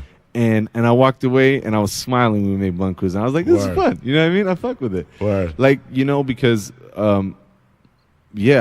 it's hard for me to be a fan of my own shit. I'm so critical, So the fact that I even walked away with a smile and I wasn't, I at least let it be what it was. I was happy, at least at the time. Yeah. And that's my goal. I just want to make something that I love, hopefully, Yeah. Now, I want to talk about like this stuff went to level 10 very, very quickly. It felt like it was like growing, and then all of a sudden, boom, skyrocket. Right. Like I remember that time very clearly, and I think that's why like I keep bringing up I Love College because like to me it was such like I don't remember how I remember when we all did the video and that whole but like I Love College kind of took off, man, and when that took off. that's when I, just as like a spectator in this small little circle, was like, oh, this shit is very real. Like things started happening. Like all of a sudden, Rolling Stone has an interview with you. All of a sudden, there's UMPG. All of a sudden, there's doing big shows. All of a sudden, Asher's doing tours. Like all this thing just popped off 1, 2, 3, really, really fast. I felt it was. There was no lead up. There was one mixtape, and that I think, that's what it was. It was one mixtape, and then they dropped that song, and then they dropped the album. You know. Yeah, and you had what, like 9 cuts on the album? Yeah, I had like 9 out of the 12 or whatever. Yeah. Which was incredible, because for you as a producer, it felt like, I mean, it's kind of corny, but it felt like your quote unquote big break or your moment as boom. Now, you know, you've gone from Oren Yoel, you know, playing in this band, hip hop producer, dude, to now you're front and center. You are the sound of of an entire album that is buzzing, and Asher was very much in front in the front line. That was a very crazy time, man. Talk about that, like kind of just that shift. You know, every time I get a win, all I try to do, man, is I don't know. I just try to keep it pushing, I guess. So that was my first like win. I was like, oh shit, awesome, you know. And all I did though was I didn't want to like let that shit go. I wanted to just keep get to the next level, you know. And that's, at the time, I didn't really enjoy it because I wanted to get to the next level, you know. I just. What do you mean by that? Well, I'm just saying, you know, if Joe's saying, you know, how did I feel in the situation? I was just like, all right, cool. Like, what's next? You know what I mean? Let's move on to the next. Like, what am I going to do next? What's going to be the next move and chapter? But there was a huge change from my perspective because, I mean, watching you, like, I mean, dude, we hung out every fucking day. Right. You know? So watching you go from like 0 to 60, like all of a sudden you were getting called to work with other artists. All of a sudden you were like, you were actually like defined, I felt, for the very first time as a professional producer. Absolutely. And there was a lot of new possibilities. Like you had a manager, you had a publishing deal, right. Like you were on a major record. That's such a moment, a pivotal moment for your career. And it's hard for me, you know, because we were in it. So, but yeah, I remember even being in it, seeing the change, because even the benefits New Kingdom had when we played with Asher, and all of a sudden the publicity we had, and even the feature that we got on Lions Roar on the actual record and what it did for that. So we felt a lot of studio stuff and absolutely. I felt it from that standpoint. But in your position, someone who's been an aspiring producer, this was like, oh shit, I'm professional. Like, it's just like, what was that feeling like? And what was your mind, you know, state of mind at the time, to try to take that to the next level? Well, I don't know. I was just trying to get on everything I can and basically just take that win and try to make other wins. You know?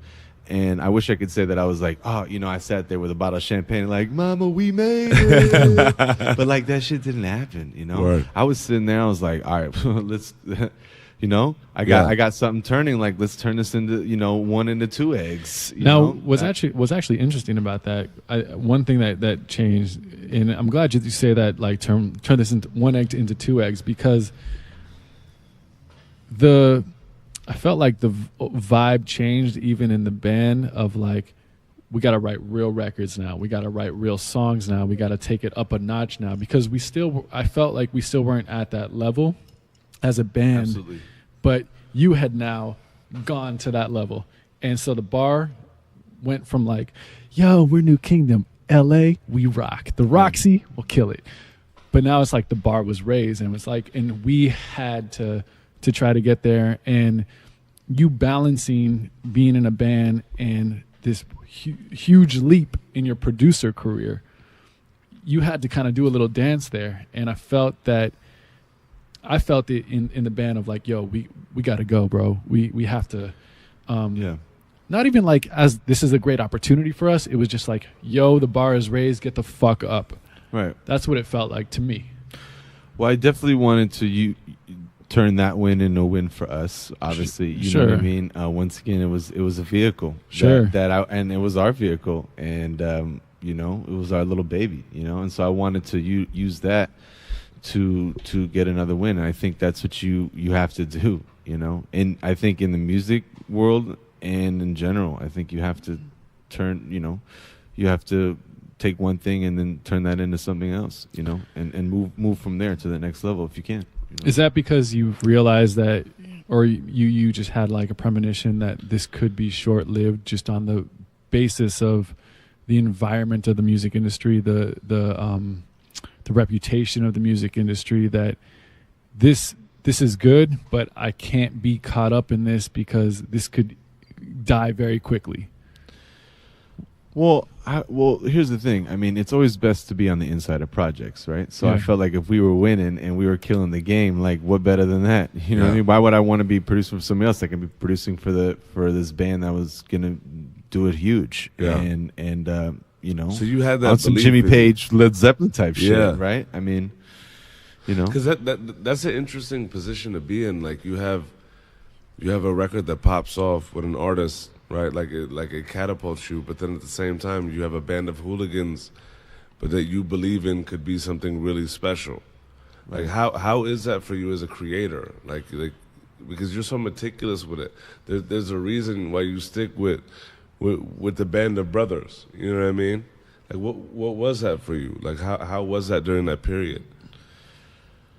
Yeah, I mean, you know, it was obviously it was tough. It was tough. You know, it was tough trying to get it to a level. You know, I learned a lot about people and about challenges and you know, trying to achieve a common goal with a lot of voices in the room. Yeah. You know, and yeah, I learned a lot. Like it was obviously a really good experience. But you know, seeing it from, because on some real shit though, like Asher actually was really good at recording. You know what I mean? So even like with him and like, you know, cats knew what was up, you know, but with us, it was like really green, you know? So it was just, it was really tough to like, but I wanted, of course, I wanted us to win, and I wanted to turn a win for another artist into a win for my squad. You know what I mean? With our jerseys on, you know? Yeah, I mean, think about this. I mean, we went from, you know, performing in front of, you know, our LA crowd to, you know, doing a show where it was, you know, Asher Roth, B.O.B., you know, us, you know, Chester French, I want to say they were in the mix. Oh yeah, I don't know. Did we? Oh, I guess we did play a couple. I think we played a couple with them. Man, they're amazing. Yeah, shout out to DA, amazing. Man, it's such an amazing group. So, you know, as a band, it's really, really tough if everyone's not working at 1,000,000,000%. Yeah. And once you're working at 1,000,000,000%, then that's just a start. You know what I mean? Like you have to start there. Yeah.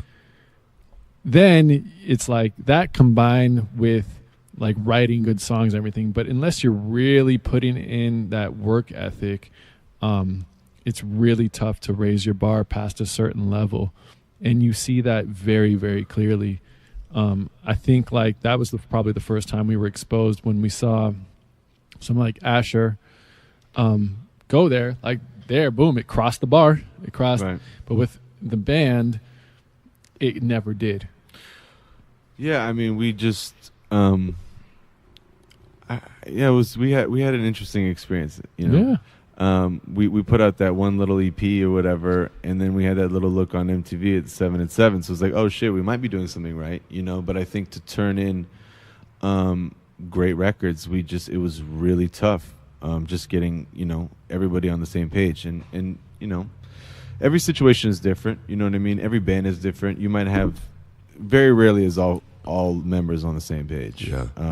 You know, it just depends on how not they are on the same page. You know Yeah. what I mean? Like, Yeah, I mean, it's a very tough thing, but what was so cool to see was like your evolution as this opportunity that you had with Asher really, I think, spawned a new evolution in you as a producer, man. It really brought you to the next level. I think 100%. even for yourself, dude. 100%. Man, I was able to work at like some real fucking studios now. Like there was a budget, Right. Like, I mean, you he know went what I he mean? went Like- from like working at studios, like for studios, Yeah. to being the dude who's now using the studio. Yeah, like I was the dude in charge, like in the room. I mean, How'd that yeah. feel, man? Nah, that was dope. That I Yeah. felt like, yeah, man. You know, Yeah. it's like, And Yeah, that's what I'm Oren, saying. by the way, and Oren is such like I'm just gonna say, No, Oren go is such like a nerd freak with studio consoles, everything, sound and acoustic, just every little thing. Such a pro, so deeply involved in it. It's infectious, though, bro. Dude, half the time I'd just be like, yeah, man, no, yeah, I don't know. Bro, okay, Oren's the king of this. This is Oren. Oren's like, yo, all right, listen. He's like, all right, listen to the snare, bro. He's like, all right, now listen to it. He's like, what do you like better? I'm like, the second one. He's like, really? I like the first. I'm like, bro, I don't fucking know. I don't know, man. Hey, you Like, know what's, I'm just taking a while. you know what's wild? Like, you're trained musically. Like, he used to ask me that shit, and like on site, I knew. I was like, bro, I don't hear it that way. Like, I literally was like, I don't hear it that way. I don't know what to tell you. You know what I'm saying? But the education is I have the most gratitude for it because it's just something that just like over time you kind of happen being around this dude who's, like I said, such a freak about this stuff. And I felt that as a producer, that's when I saw your shift into I don't even want to call it sound design, just like what you were doing to push the envelope into creating new sounds, new styles. Like, what can I do to take this to do something different and new and fresh? And honestly, something that you couldn't really do with the band. Yeah, because Yeah, I there mean, you was four can't. opinions. There's a bunch of opinions. It's tough. And it's just like the progression of music too. It's just it's very tough, you know. So Asher, there was this big Asher launch. Now you're a pro producer. You start working with other artists. What's your perspective on, because I'm talking to the people out there, the young dudes who are aspiring producers. What's that game really like? Because I think for me personally, it's like, oh yeah, now you're gonna make great records with other people, but then you get exposed into this new arena. It's like going from like college to pro, and you're like, all right, wait, I played good basketball in college, but like I need to understand who is everybody, how this all works, and where do I fit into this? What was that like for you stepping into that new arena? Yeah, I mean, it was a whole new world that I was trying to learn and understand. Yeah. And I came in and I had to figure out how to work much better with singers, just all this new shit that I still was I mean, I'm learning every day now, of course, but like at the time, definitely there was like some things that I had to learn. Like what? Well, first off, just how to get the song right with the singer. It's like, well, if the melody's not right, how are you going to convey to them what's the better melody, right? You're going to sing it, add a tune to them, or you're going to play it on the piano, you're going to play it on the guitar. Yeah. You have to be able to communicate. Yeah. So there were things that I didn't understand how to communicate as a record producer. Yeah. And I had to figure that shit out really quickly. Like the first like real session I had after like the Asher shit was like I like worked like for like a few days with Macy Gray, and that shit was fucking wild because it was like from going to 0 to 100. I feel 1 you. You know what I'm billion. saying? And she was really, really nice, but like she's also like real as fuck. So she came in the studio and like, I waited a few hours. It was at the record plant, and yeah, I don't know. It was just like all these new things that I had to learn as a record producer that were outside of making sounds. They were really just how to control a room. Yeah. Because that's the thing is like when you're thrusted in, and you're doing this for like I guess a living. You might be in the room and some random ass people might come in with the artist. Yeah. And then you got to be creative. I feel you. With some fucking douchebags in the room.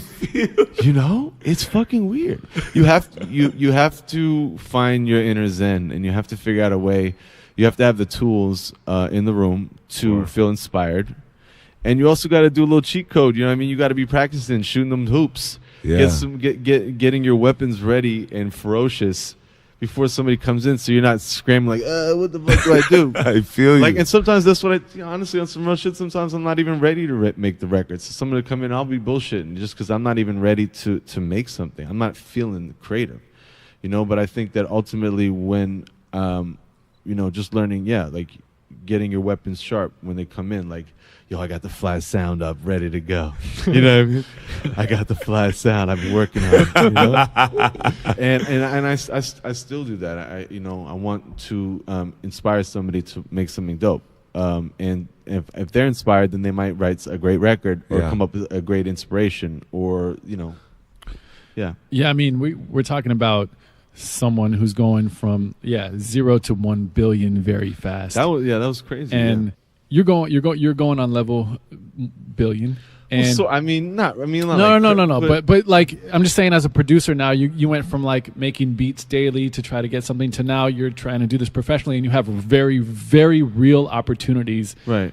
presented to you every day because this is like your job. This is it. This is the real thing. You're a producer. Now, the balance of being a producer and being in a band is a difficult dance to do. Tough. Noosh, you came in during the time where I think at the time it was tough. I think nowadays it's a lot easier, because I think less people are actually going on tour. They only go on tour when there's a reason to go on tour. Sure. Versus before you would try to build a brand by going out on tour. I don't know. Maybe it still works for some people, but I think. Well, no. I mean, you're making beats all day. You have studio sessions all day, and then from 9 o'clock to 2 in the morning, you're playing live with a band, rehearsing to try to play a show. It's a very different thing.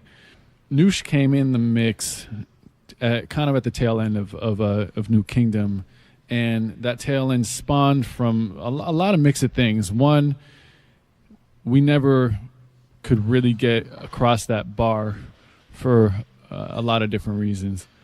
But two, at the same time, your professional career as a producer was taking off. And when that's happening, you have to figure out what you're going to commit to that, and are you going to miss out on opportunities because of something that you have this sense of hope and camaraderie to, but that's not working, and we had a million long talks about it, and Noosh was a part of these. But for you, what was that like, just to dive in on it, the time where it was like, yo, we can't do this band anymore. We got to take, I have to take that next level. I mean, I personally have my own reasons, but I want to hear, obviously, your perspective on this too. Why I felt like we needed to disband or whatever? Yeah. Or not even we needed to disband, but you need to take the next step in your career. Well, I just think that, I really tried to parlay, what I was doing for us, to help us. Yeah. And I felt like I was really, really trying really hard to make that happen. And I put in a lot of energy, and I just felt like we weren't getting anywhere because the effort wasn't put in by other people. And so I just felt like it was just never going to happen.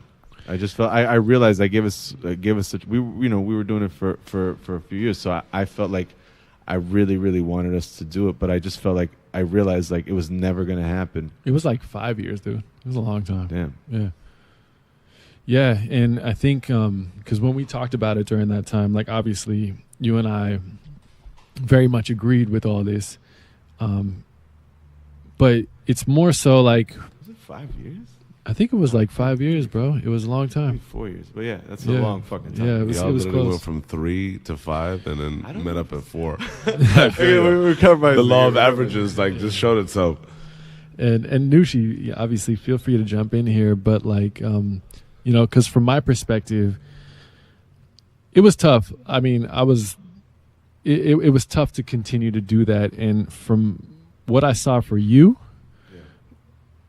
was a dude who, how could you not take those opportunities to get to where you wanted to be since day fucking one? Like you've always wanted to be the producer, and now here's your shot. And this is just speaking to, you know, bands in general and just the state of music. I mean, times have changed, but it's like, it's interesting from your perspective, on taking that next leap into this new game and disbanding from something that you had, but going from being a member of a band to now just producer. And to me, it always made sense. I mean, obviously, like we were always in agreement with that. One interesting thing for me, and like we've kind of touched on it, but like I'd love to like just know from your perspective, is that New Kingdom for you was a vehicle, but then also knowing you, like that the Asher shit was a vehicle for you, right. And there was a point where you had to make a decision of like immersing yourself in one of them, right? The artist that had the project that was out, or the band, and to a degree you chose the band, right? Yeah, yeah. And just, by the way, yeah, Nushi, I'm sorry to interrupt. Go ahead. This is for the listeners. You very much chose the band for a very long time. Yeah, like yeah. Well, because I'll tell you why. And the reason I'm asking is this because I want to set this up, right? Yeah, because that's an important point, though. Because for me, it was like, and also hearing the baseline things that I never knew about, like this just makes it like that much more like dope for me to understand the perspective, because like cats go through this, right? Like you always search for possibilities.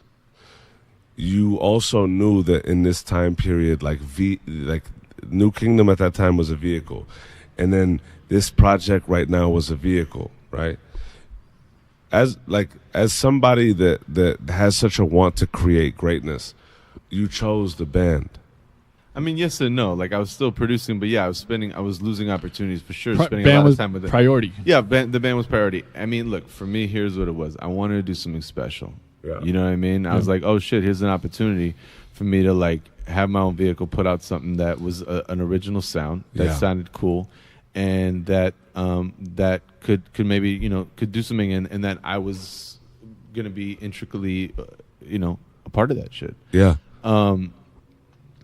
So, and I think I think that's important. You have to have ownership of things, because Yes. so many times I see, you'll have one, record with an artist, and then they're working with the you get like a little bit of a look. You start working with people, but then that artist is now working with somebody else for their second single. Yeah. And then you're left out in the dust. I think it's important to have ownership, to have your own vehicles to win in this business. Absolutely. That's the way to win big. You know what I mean? And I think that's how all the biggest producers have done it that way, from hip hop to rock, and everything in between. Word. So Let me ask you this: who are some of your like inspirations as a producer, or who are some of the people that like you feel like have influenced your musical journey? I would say like. It's funny because it's always like so cliche and shit. So I always no, not even about that, but who I'm about to say, like, because like when he died, like he became like such this mythical figure, and everybody's like, yeah, I'm such a big fan, but like, I honestly like Dilla, like it just is always just, because he would like sample the coolest shit, but then he would make some fly shit that was all original instruments, Word. and also just like organized noise for sure, just doing all the Outkast stuff. And Jimmy Page too with Led Zeppelin, just what he was able to do. George Martin, Dr. Dre, I just loved the records that I was hearing, and I wanted to know who produced them, and so that's what I was looking up. That's incredible, bro. So yeah. So Also, Madlib. Yo, I was a huge Madlib back then. Yeah. He would flip the freakiest, dopest shit. You. And I was just like, damn, this dude's crazy. You know what I mean? But yeah, I just always liked the sound engine. Just like the dudes are just doing the flyest, coolest, edgiest stuff, and also the cats that had the cool sounds. Yeah. That's who I wanted to listen to. I wanted to listen to the stuff that inspired me, I guess. Straight up. Yeah. So post Asher, now you're in the game of being a producer. Sleep in the Bread Aisle dies down. Right. Your next chapter, Which was a weird one. a very weird one. I'm so Yeah, that pumped shit to was get American into it. Horror Story, man, bro. It It was, It's just like anything else in business.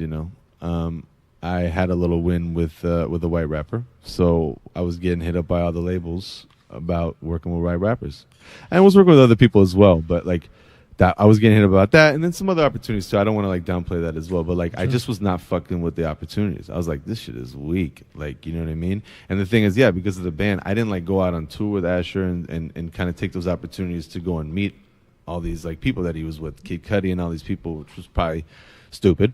You know what I mean? But it's all good. I took the journey that I did. And so I was just, at home working with our trying to get our shit popping. But yeah, it was weird, and I was trying to figure it out. I'm like, fuck, I'm getting pigeonholed like a motherfucker. I can't do this. How the fuck I worked did that with this one feel rapper. for I don't you, remember though? this fool's name, but man, this shit was weak. And I just remember sitting there and be like, yo, I'm not doing this. Nope. I'm not fucking doing this shit. But why? Like, No way. So, Like, but so I was like, I had to figure an act 2. Straight I had up. my first act, and I was like, all right, let's move on. I got to figure something else out. I had to figure another way. What did Act 2 become? Act 2 became one where, first just trying to get any opportunities, Yeah. man. Like, I was just like, shit, like, okay, so this didn't explode exactly how I wanted it to. And plus, in general, I'm always obviously just trying to achieve, Yeah. more now and is more. that it didn't explode exactly how you wanted it to? But is that more due to you not wanting to take those opportunities? Because if you say you said yes to all those things that came your way, do you think Like such as, what do you mean, like? even if you got pigeonholed and Right. here's an opportunity to work with all these white rappers and all this stuff, and you're like, yo, I can't do this stuff. I'm not really feeling this. I'm not doing this. Had you said maybe yes to all those, or said, fuck it, I'm owning this lane, do you think that would have maybe launched you, or would have been, or would have been more of a detriment? I feel like, forgive me, but I feel like he just wanted to stand for something fucking special. No, I know. I'm just saying in terms of playing the game. I know what you I want know, in your but heart, but here's the thing with me. I wish I was just like this fucking business animal and I made every decision that was like business, but I go with my fucking heart. I go with my gut. Off And top. I just was like, I was just, growing up,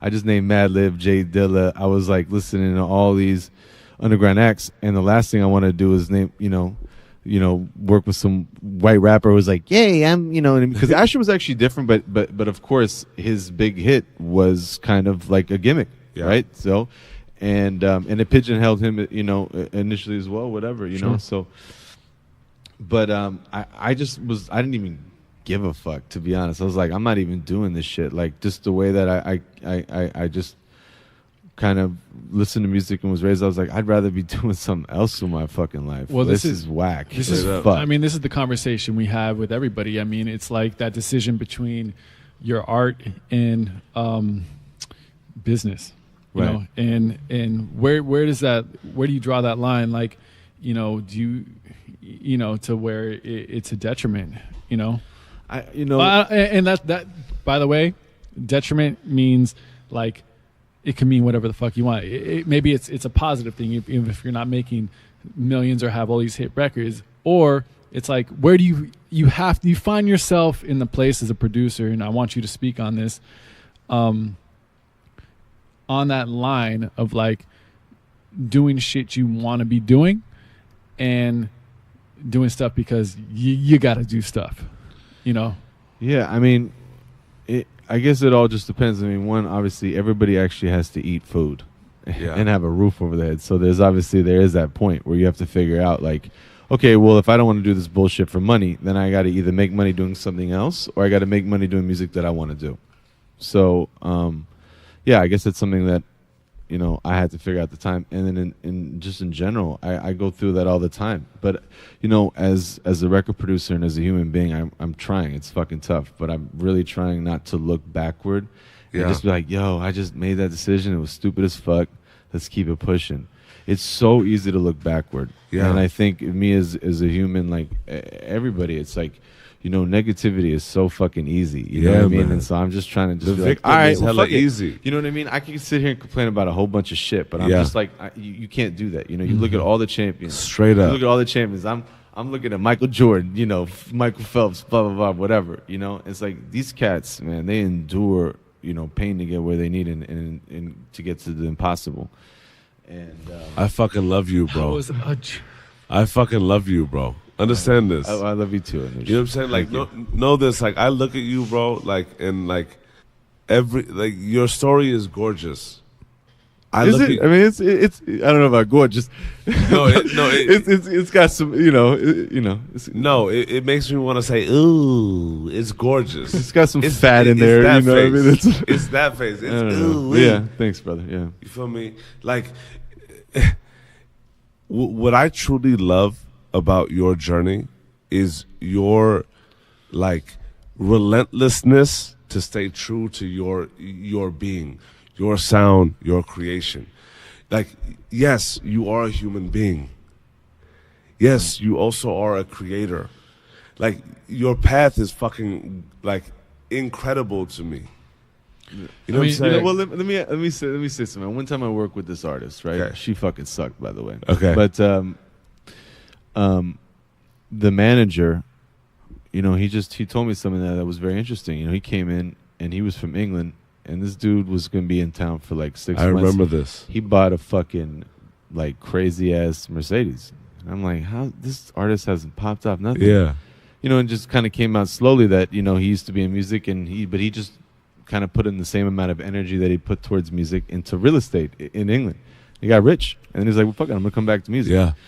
So I just think, you know, I always just look at it like, you know, the kind of, you can make money, you know, you just got to put your mind to it. But like, yeah, I don't know. This business is really tough. That's all I'm going to say. You know, let me ask you it's harder to make money in this business than it is in another business, I guess, you know. Let me ask you this, because you're also one of those creators that's also that's in tune with the business aspect. You are, like, you understand this business, right? I mean, over time, I guess. Over time, exactly. Of course, yeah. So, still figuring it out, but from an artist perspective, right? Like, management, no management. Like, what's the importance of that in this game? Because like to me, there's a rare scenario here where it's like, you're a creator that knows this business. You're pushing through in this business. Do you feel like it's important to have management? Yeah, I mean, I think to do it big, you need a team. You need a team.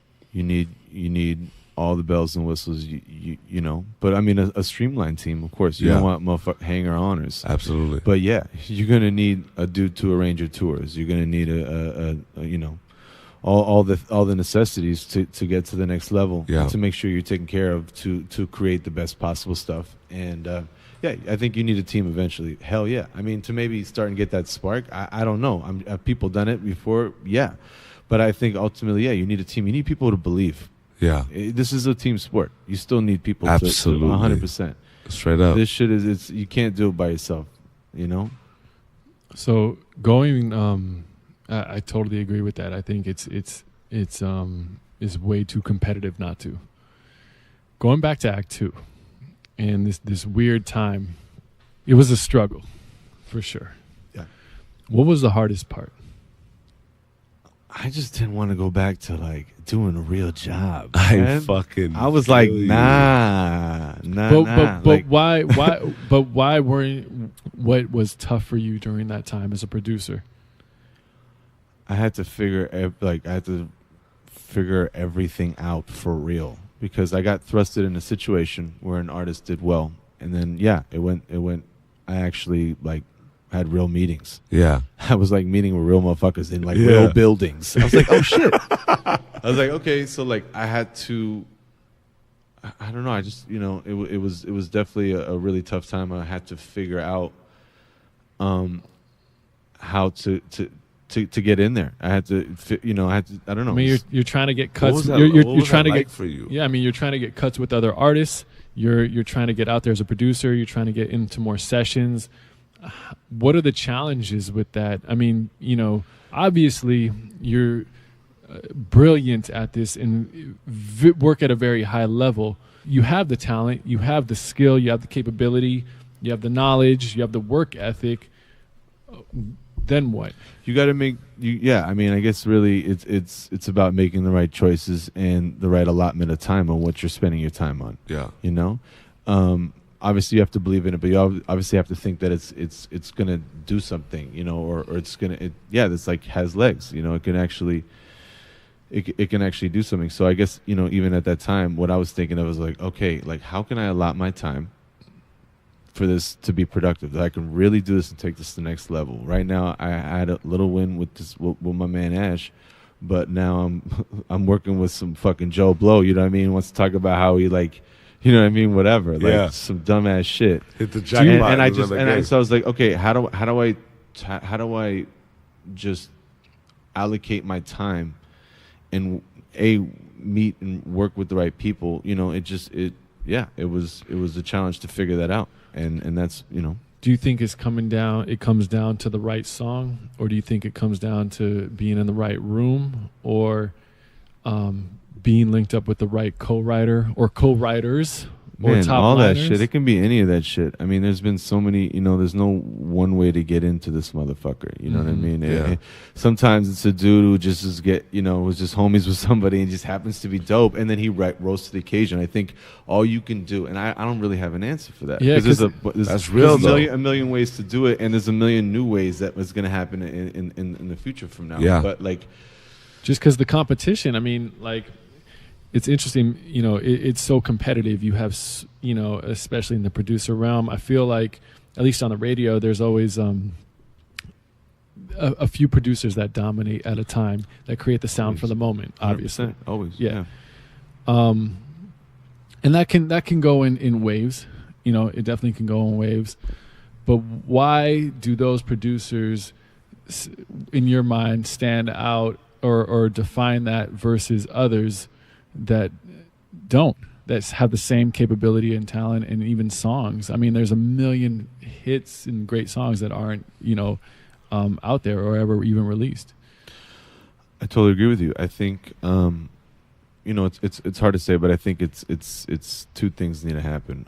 You need to get an opportunity, and then you need to be prepared for that opportunity. Yeah. And that's the only logical thing you can do. The people that are dominating, they had an opportunity, they took it, they rose to the occasion. And some of those people actually got knocked down, and then they got back up, because there is always going to be that time when you're going to get knocked down, and you have to figure your way to get back up. The biggest stars, the biggest people in this business have to figure it out, because they had a win, and they got to be like, damn, how do I get my win 2? Yeah. My win 3, my win 4. They have to figure it out. You have to constantly figure it out and reinvent, yeah.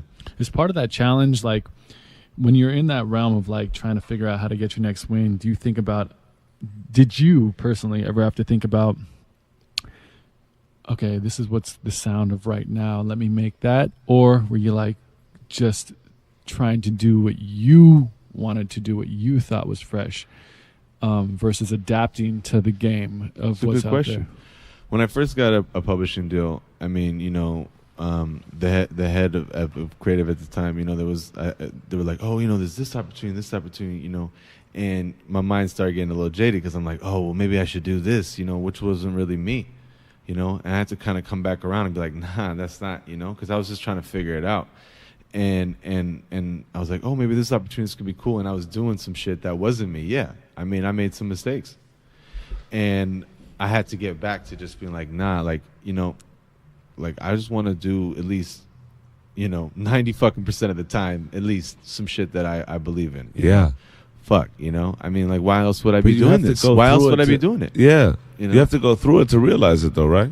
Yeah, 100%. Exactly. It's all. That's what I was saying about, like, I'm just trying as a human being to not look back as much. Yeah. And just be like, okay, like, fuck it. Shit was weak. You know what I mean? But let's move on. You know what I mean? And yeah, and just keep it pushing, you know, because it's so easy to look back and be negative, but that know, doesn't equate to anything. Usually, it doesn't equate to something positive that happens. Yeah, I mean, it's just so interesting because it's you know, we talk about, like, you know, you have to be willing to evolve and move and adapt and try different things and be as malleable as possible. Especially in this industry, it changes so fast. Sound changes fast. Technology changes fast. You know, and trends change very fast. And the game, the politics of the game, like, right. you know, the head of your company may not be that anymore. Like, Right. your number one dude who was riding for you, who believed in you, who pushed for you, may have gotten fired. Yeah. Like, you know, it can Things get that are out of your control. It can be out of your control, and sometimes it does get very highly political, and sometimes it's just, you know, who'd you get in the room with, you know? Obviously, there's a lot of there's a lot of luck in this shit. That's what I was saying. You just got to be prepared as fuck. Yeah. And when you get that opportunity, you go, and you hope for the best. You know, like it's really hard to dictate what's gonna happen. You know, nobody, like, that's all. Most it is, people are yeah. you prepared? Yeah, but also nobody's like, most people are like, you know, start out at least as pretty fucking idealists when they start. They're not gonna be like, I'm gonna fucking come in here and just do things for money. right. You know, like, when does that happen? Even cats who want to make money, they still want to be like, yo, but I want to make some fly shit, right? Yeah. They're not gonna be like, yo, my music sucks, but I'm gonna make money. But like, I feel like it's not. You know what's crazy at that point though? Like, I feel like so many people talk so flowery and like idealistic and optimistic about this whole shit, right? And like, to a degree, it bothers me. Because I'm like, look, like, if you really knew what it was, and if you really had ambition and just like wanted to make your mark, it'd sound different. Yeah. It's not all this like, this can be this, and I want to make sure my creative integrity like is shown to the world. No, you realize if you have a sound that you want to make, you're gonna fight for it. Yeah, I Bro, mean, you just gotta fight in this business, and in general for something that you believe in, because, you know, everybody's not a believer until it happens. No, you know? And exactly. There's gonna be a few cats that might believe in you, and that's your team, and that's the people that you trust. But yeah, I mean, what's fascinating is, you know, you go from Asher, and then you go into this next chapter where there's not that frontline artist that you're working with, up until a young woman named Miley Cyrus enters the Yoelian chambers. And that was, I feel like, the Act 3.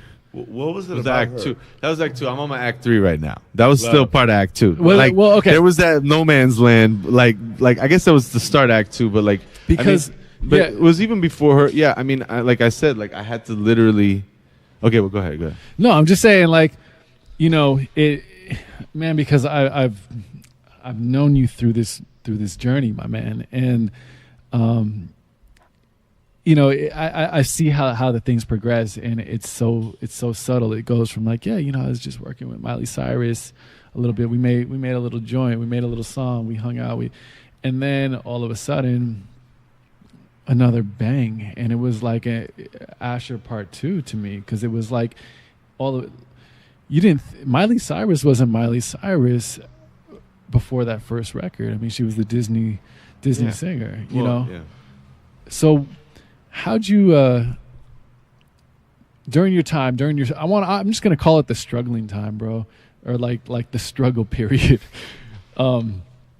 even though you're still a full-time producer. No, for sure. But no, it was tough. I was like working with people, but I wasn't getting cuts, and I wasn't there was like a year or two where I just like literally did not know what the fuck was going on, and I had to kind of restructure my whole shit, you know. And there's a beauty in that too, because and I think it blossomed in this.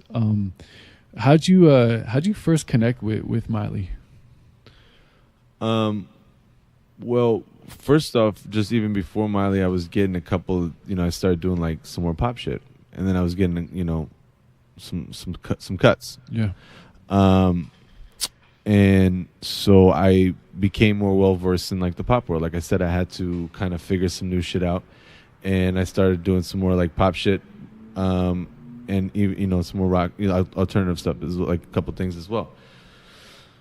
So yeah, I mean, basically how I met her was just through my product manager at the publishing company that I'm signed to. She introduced me to actually Kanye's cousin, super fucking randomly.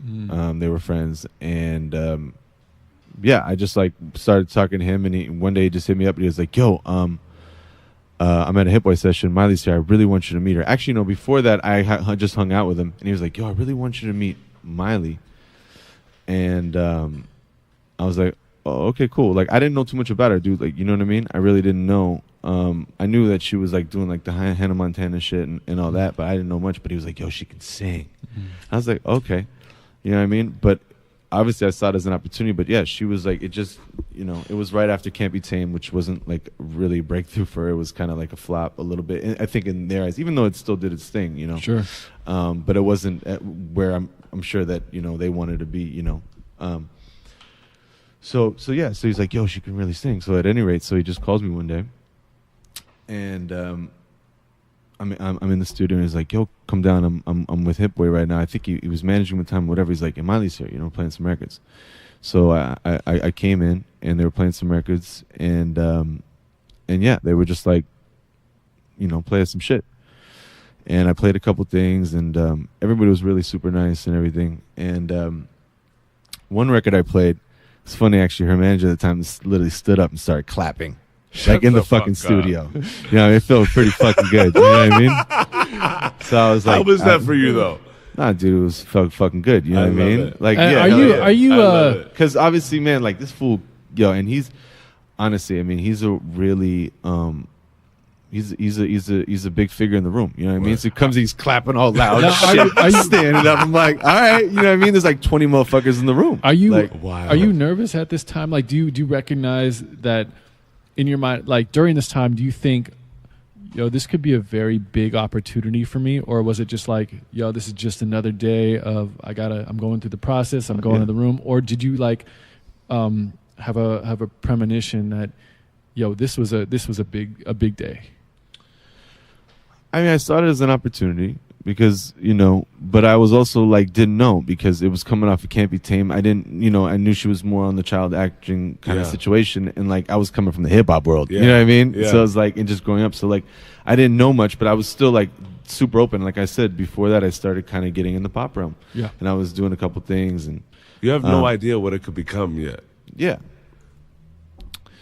So, I mean, I saw it as an opportunity. I didn't know what the opportunity was going to entail. Like I said, she was coming off of Can't Be Tamed, so I didn't know where it was going to go, if it was going to be big or small, but I saw it as an opportunity. I was like, fuck it. And to be totally honest, when I met her, she was fucking sweet and just awesome. So I was like, oh, okay, cool. And we connected. I was like, okay, she was cool. Word. And I connected with her manager and everybody. So it was a good experience. It was like a great relationship. It was a good experience, and yeah. So yeah, I saw it as a good opportunity, but I also saw it as like, yo, these cats are cool, and maybe we can do something awesome. Plus, of course, she has an audience, so I saw it as a vehicle, for sure.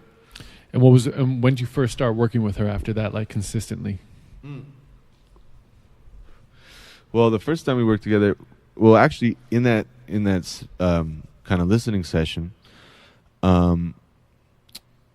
she was like, yo, I want to record a couple of those. And or I think even her manager said it to her, some shit. I was like, okay, cool, whatever. A couple months later, she's like, I want to record, this record. and but it was kind of fucking wild because the writer that I worked with didn't want to give it to her because she was an artist. No, but it wasn't on some like stuff. She's an artist, so she didn't want to give it to her.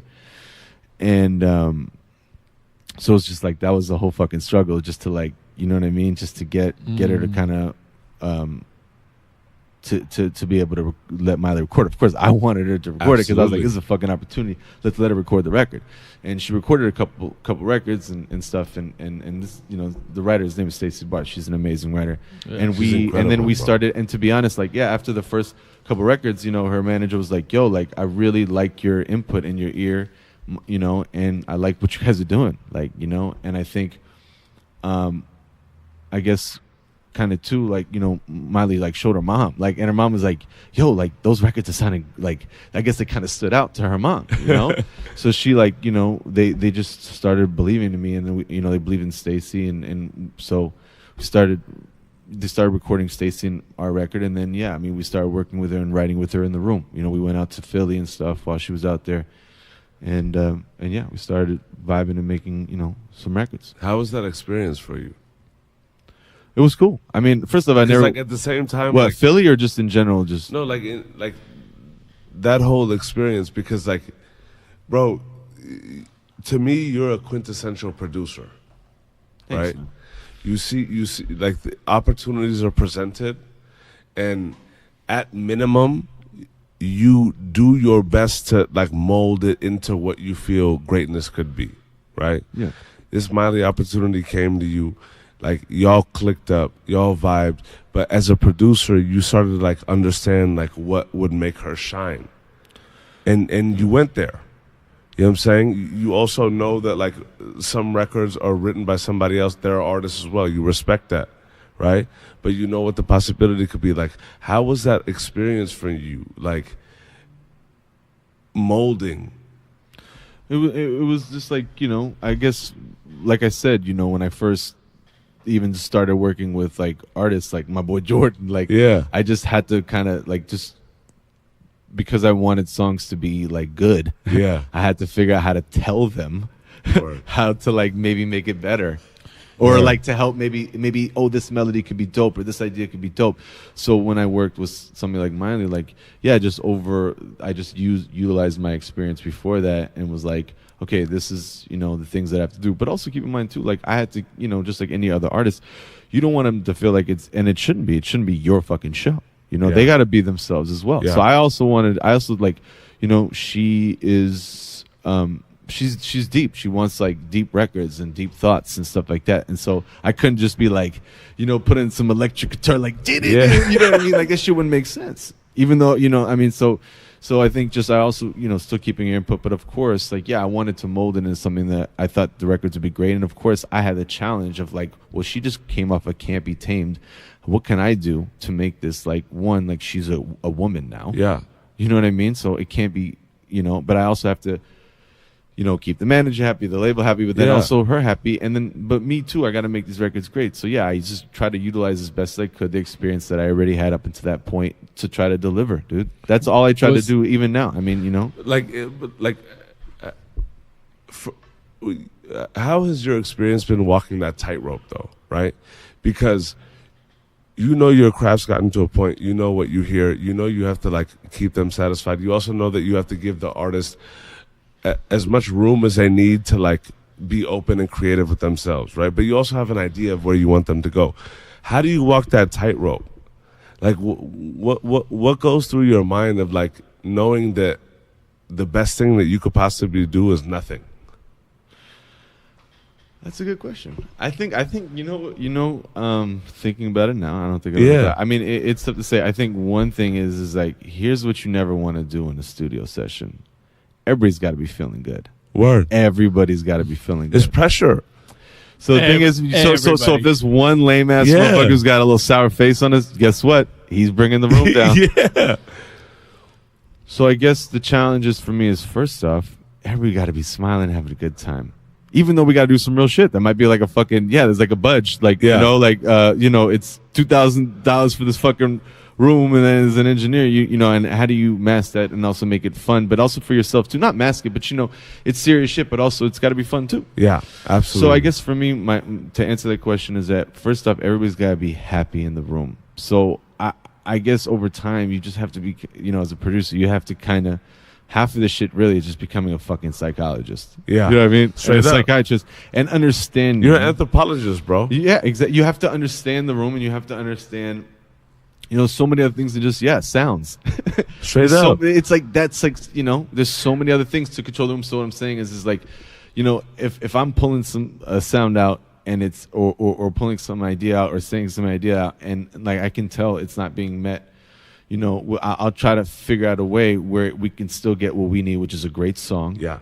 But then also in a way that everybody's happy and we're keeping it pushing forward, and that everybody walks down and says, man, we got something fucking great. Yeah. But not only for us, but of course for the listener. I don't want to just be stuck on our own dicks, you know what I mean? Like, of course. So yeah, there's a tightrope, but I think more than anything, you have to make sure everybody's positive in the room first and foremost. Yeah. And that will dictate how to get to that tightrope, I guess. I don't know if that answers. No, absolutely. That did, because like I just wanted to like bring to light the emotion of this type of experience, right? Because we also know, you just described a utopia. You feel what I'm saying? But we also know there gets to a point where you as a producer, you know goddamn well, like, you have something or you don't, right? So if there's a fuckboy in the room that's bringing the energy down, right? There are some types of records where you've laid out like this brilliant sonic landscape, right? And the artist that you're working with has literally like added on their voice, a story, and like a sonic like gorgeousness that you just know it's there. Regardless of whether there's a fuckboy in the room that everybody's not happy or not, like you just know you have one. Right?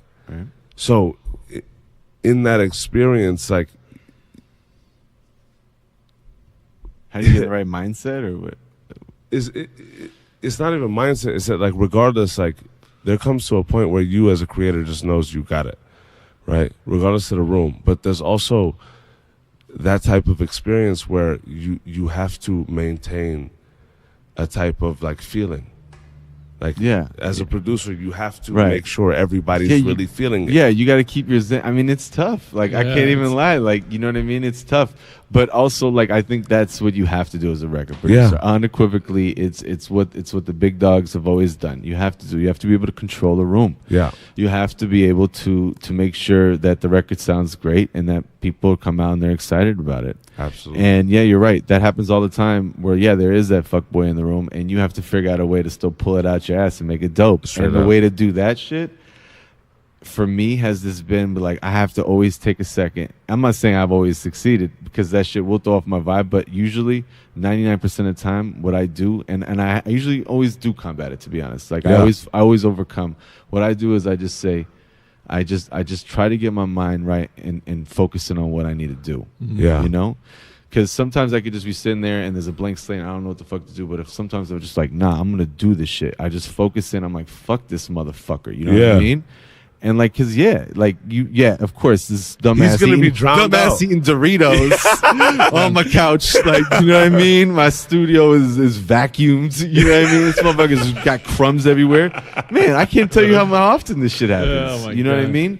Yeah, the other day I worked with some cat and there was like 3 motherfuckers in the room, like doing nothing though. Like I literally don't know what their actual application was. Like, let me know. But like, you have to fucking persevere and be like, nah, I'm gonna fucking do this. Like, you know, it's just that simple. Like, and for me, it's always that internal struggle. You know what I mean? Because you know what I mean? It's hard to get that confidence. But if you just look at the cats that always have done it just in the world in every stage or anything, not music or anything, you have to at some point overcome. Yeah, and get the confidence and say, fuck you, fuck boy. Straight the fuck up. Fuck you, fuck boy. Straight we the fuck come in up. and we got, you know what I mean? I'm going to make everybody have the this face, hopefully. Hey, you know what I mean? Yes. If I can.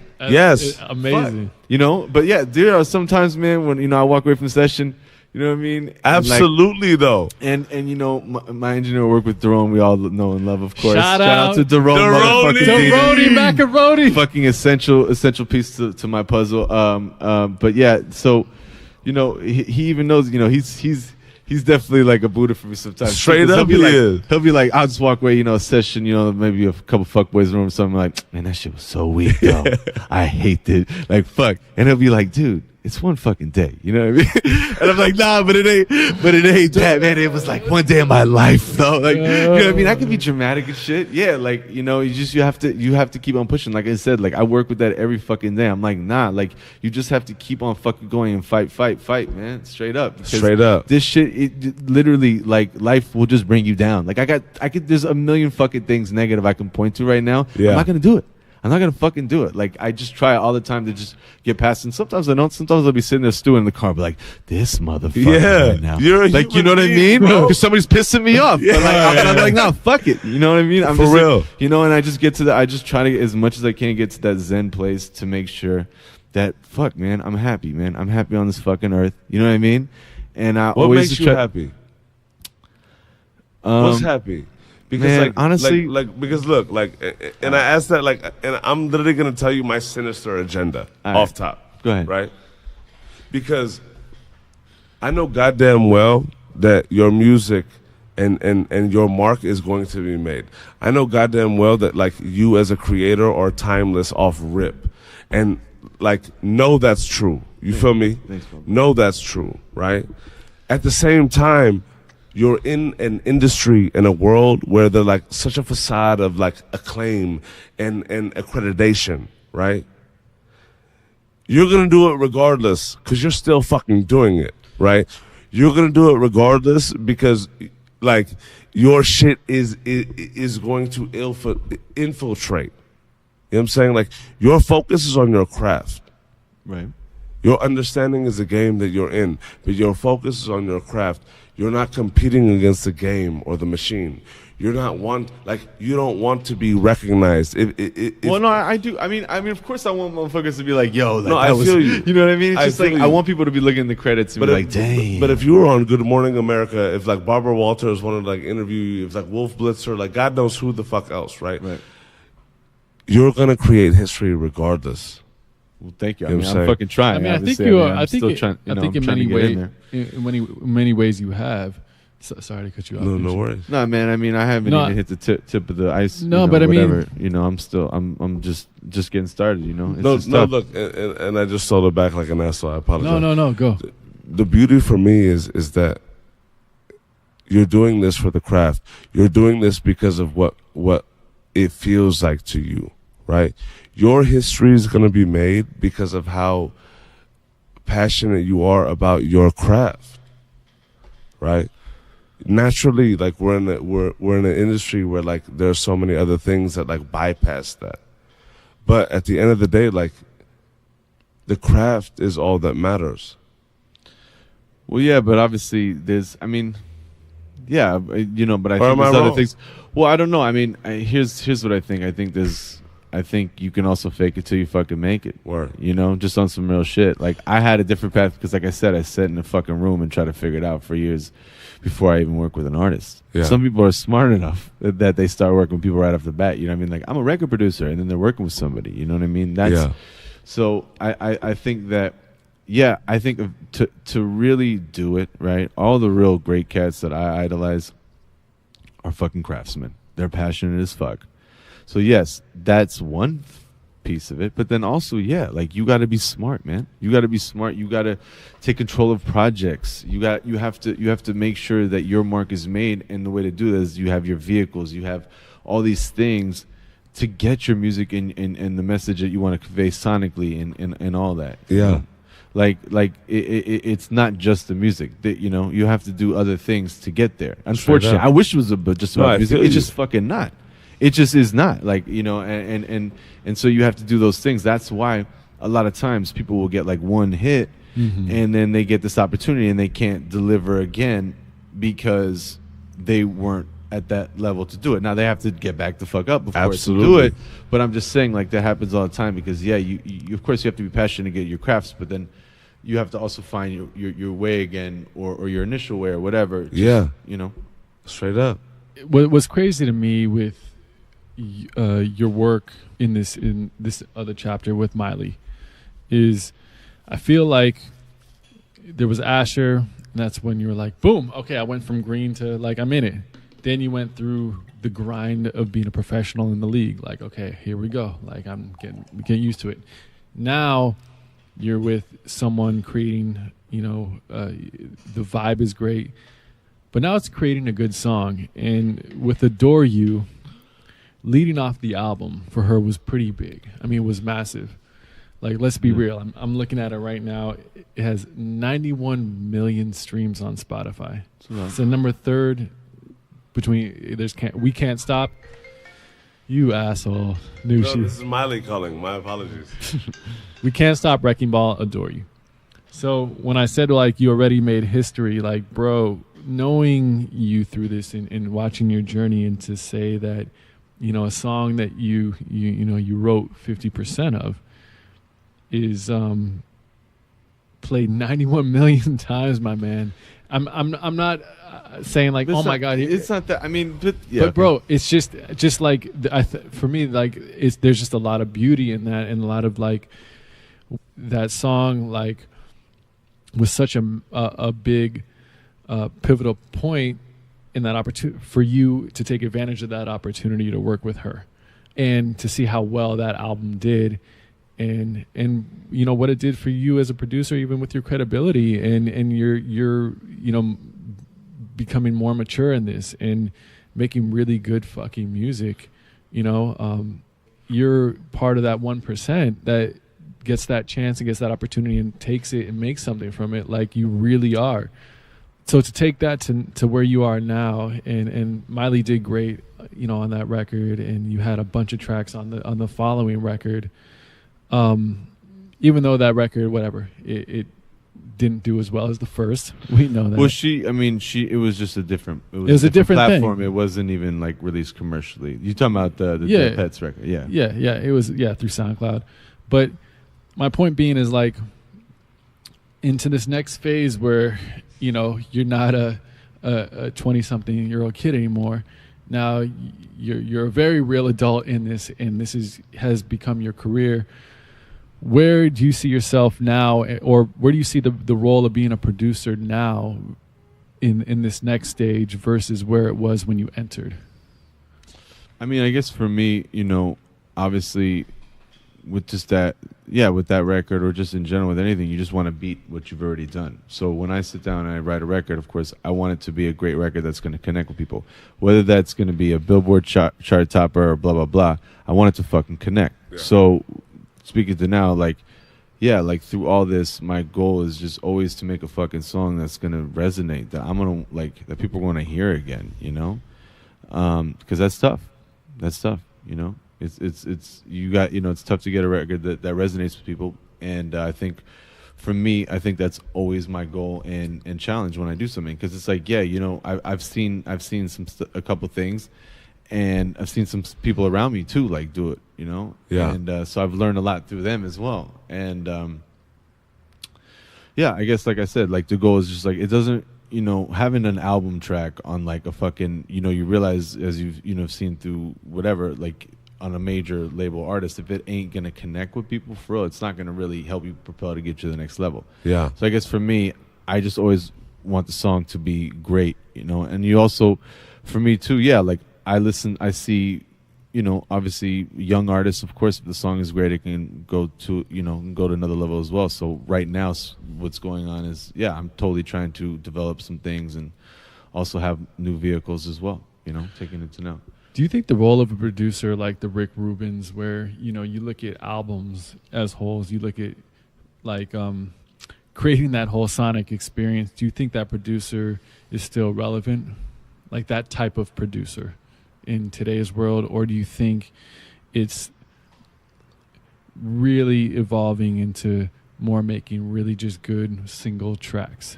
And I mean, or is it just different for different people? I think it matters on the artist, like right now, like, I mean, even with like Miley, we've been doing some like folk kind of shit. Mm-hmm. And with her, she can put that out and people will listen, and, and she's amazing, so it's like, hopefully people will like, will hear it, but a new artist might not be able to necessarily to do that. Yeah. So I think it depends on all situations and all, you know what I mean? Like, I guess the sonic landscape producer could still work in the sense of maybe like someone like her putting out a record or like Coldplay putting out a record, because people listen maybe to a full length, Yeah. you know? Or like, you know what I mean? You know, versus maybe just like a newer artist that they're listening to one record, you know? Yeah. So you got to make yourself a career artist, I guess is what I'm trying to say. Frank Ocean. It's like, you know, Straight up. it's like, yo, he like his records are sonic landscapes, because guess what? That motherfucker, people are listening to the whole record. Yes. They're expecting to listen to the whole record. Yes. Flow Rider, who makes a lot of hits, and you know, look, he does what he does, you know, and the hats off obviously to, you know, it's tough as fuck to make in this business. Hats off to him, but it's not like people are listening to singles for him. Yeah. You know, they're Straight not up. listening to singles for Frank Ocean. So I guess to make a really fucking long story short, I love it. I mean, a short story really fucking long. What's that drama? Yeah, like I think it just depends on the artist and the vehicle, you know, which you're working with, you know, and situationally, if that makes sense, Yeah, no, Absolutely does. you know. At this stage in your career, right, going through everything that you've gone through, what is it that you want? Like, as a human being, as a husband, you know what I'm saying, as a family man, as a producer, yeah. Shout out to Klaus. Yeah, well, as my a lovely creator. wife. Yeah. Like, what is it that you want? Yeah, I try to think about that every fucking day, man. You know And- what I mean? and- Damn, and- I curse no. a lot, don't I? It's No, just but- curse, no, but curse, look, curse. no, but look, we all all right. do. Well, anyway, we all do. We all do. but No, but because for me, it's not asking like, what is it do you want right now? No, for me, it's asking this, like, from the standpoint of like, through what you've been through, right? right. How has what you've wanted from when you started changed into what you want now, right? Like, what you want now is obviously different than what you wanted when you started, because you've Yeah. gone through so much more. Right.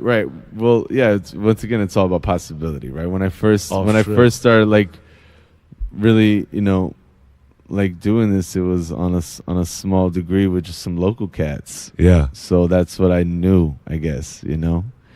Well, what do you Let- want? Like, let me ask you this.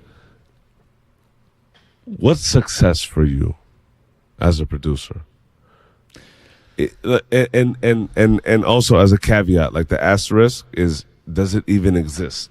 Right? It's all what's in your mind, right? You know what I mean? Like, Yeah. I'm always striving for perfection. Yeah. You know what I mean? So I'm always gonna feel like I'm like, you know, the underdog, and I'm trying to get Yeah. at him. You know, I really am. Like, that's just because I always want to push things to the next level and try and do different things and get to a new, I guess, heightened level of whatever the fuck that means. You know, I think for me, and you know, happiness. Yeah, I think about that all the time. Like, I think musically, you know, I think for me, I still want things to be like sonically cool. Dude. Yeah. You know what I mean? I don't want to be like, you know, with the douchebags default sound. Like, and shout out to the cats who use the defaults. And I sometimes I might, you know, but Yeah. it's just like, damn, I just want to like leave maybe like a little something like that was, hey, that's like my little thing. You know what I mean? And that it was maybe just me, and it was unique or whatever. And that's, I guess, what I strive that wants to make me happy, is that just leaving a mark, however small or big, just like something that like, yo, I maybe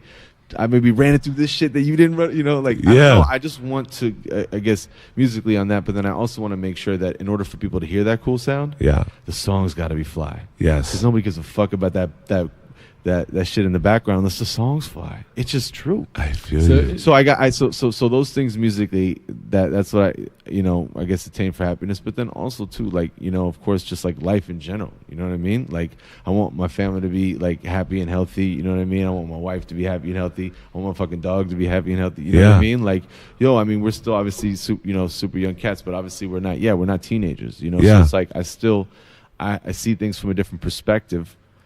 you know, than I did when I first started. Like I said, I was just trying to like make cats have the fizz face. You know what I mean? Like, oh, that shit's hot. Yeah. And like now I want people to like listen and be like, man, that was like an experience. And like I maybe like, I don't know, maybe it's super fucking idealistic. No, you know fuck what I mean? that. But No, like it's honestly, not.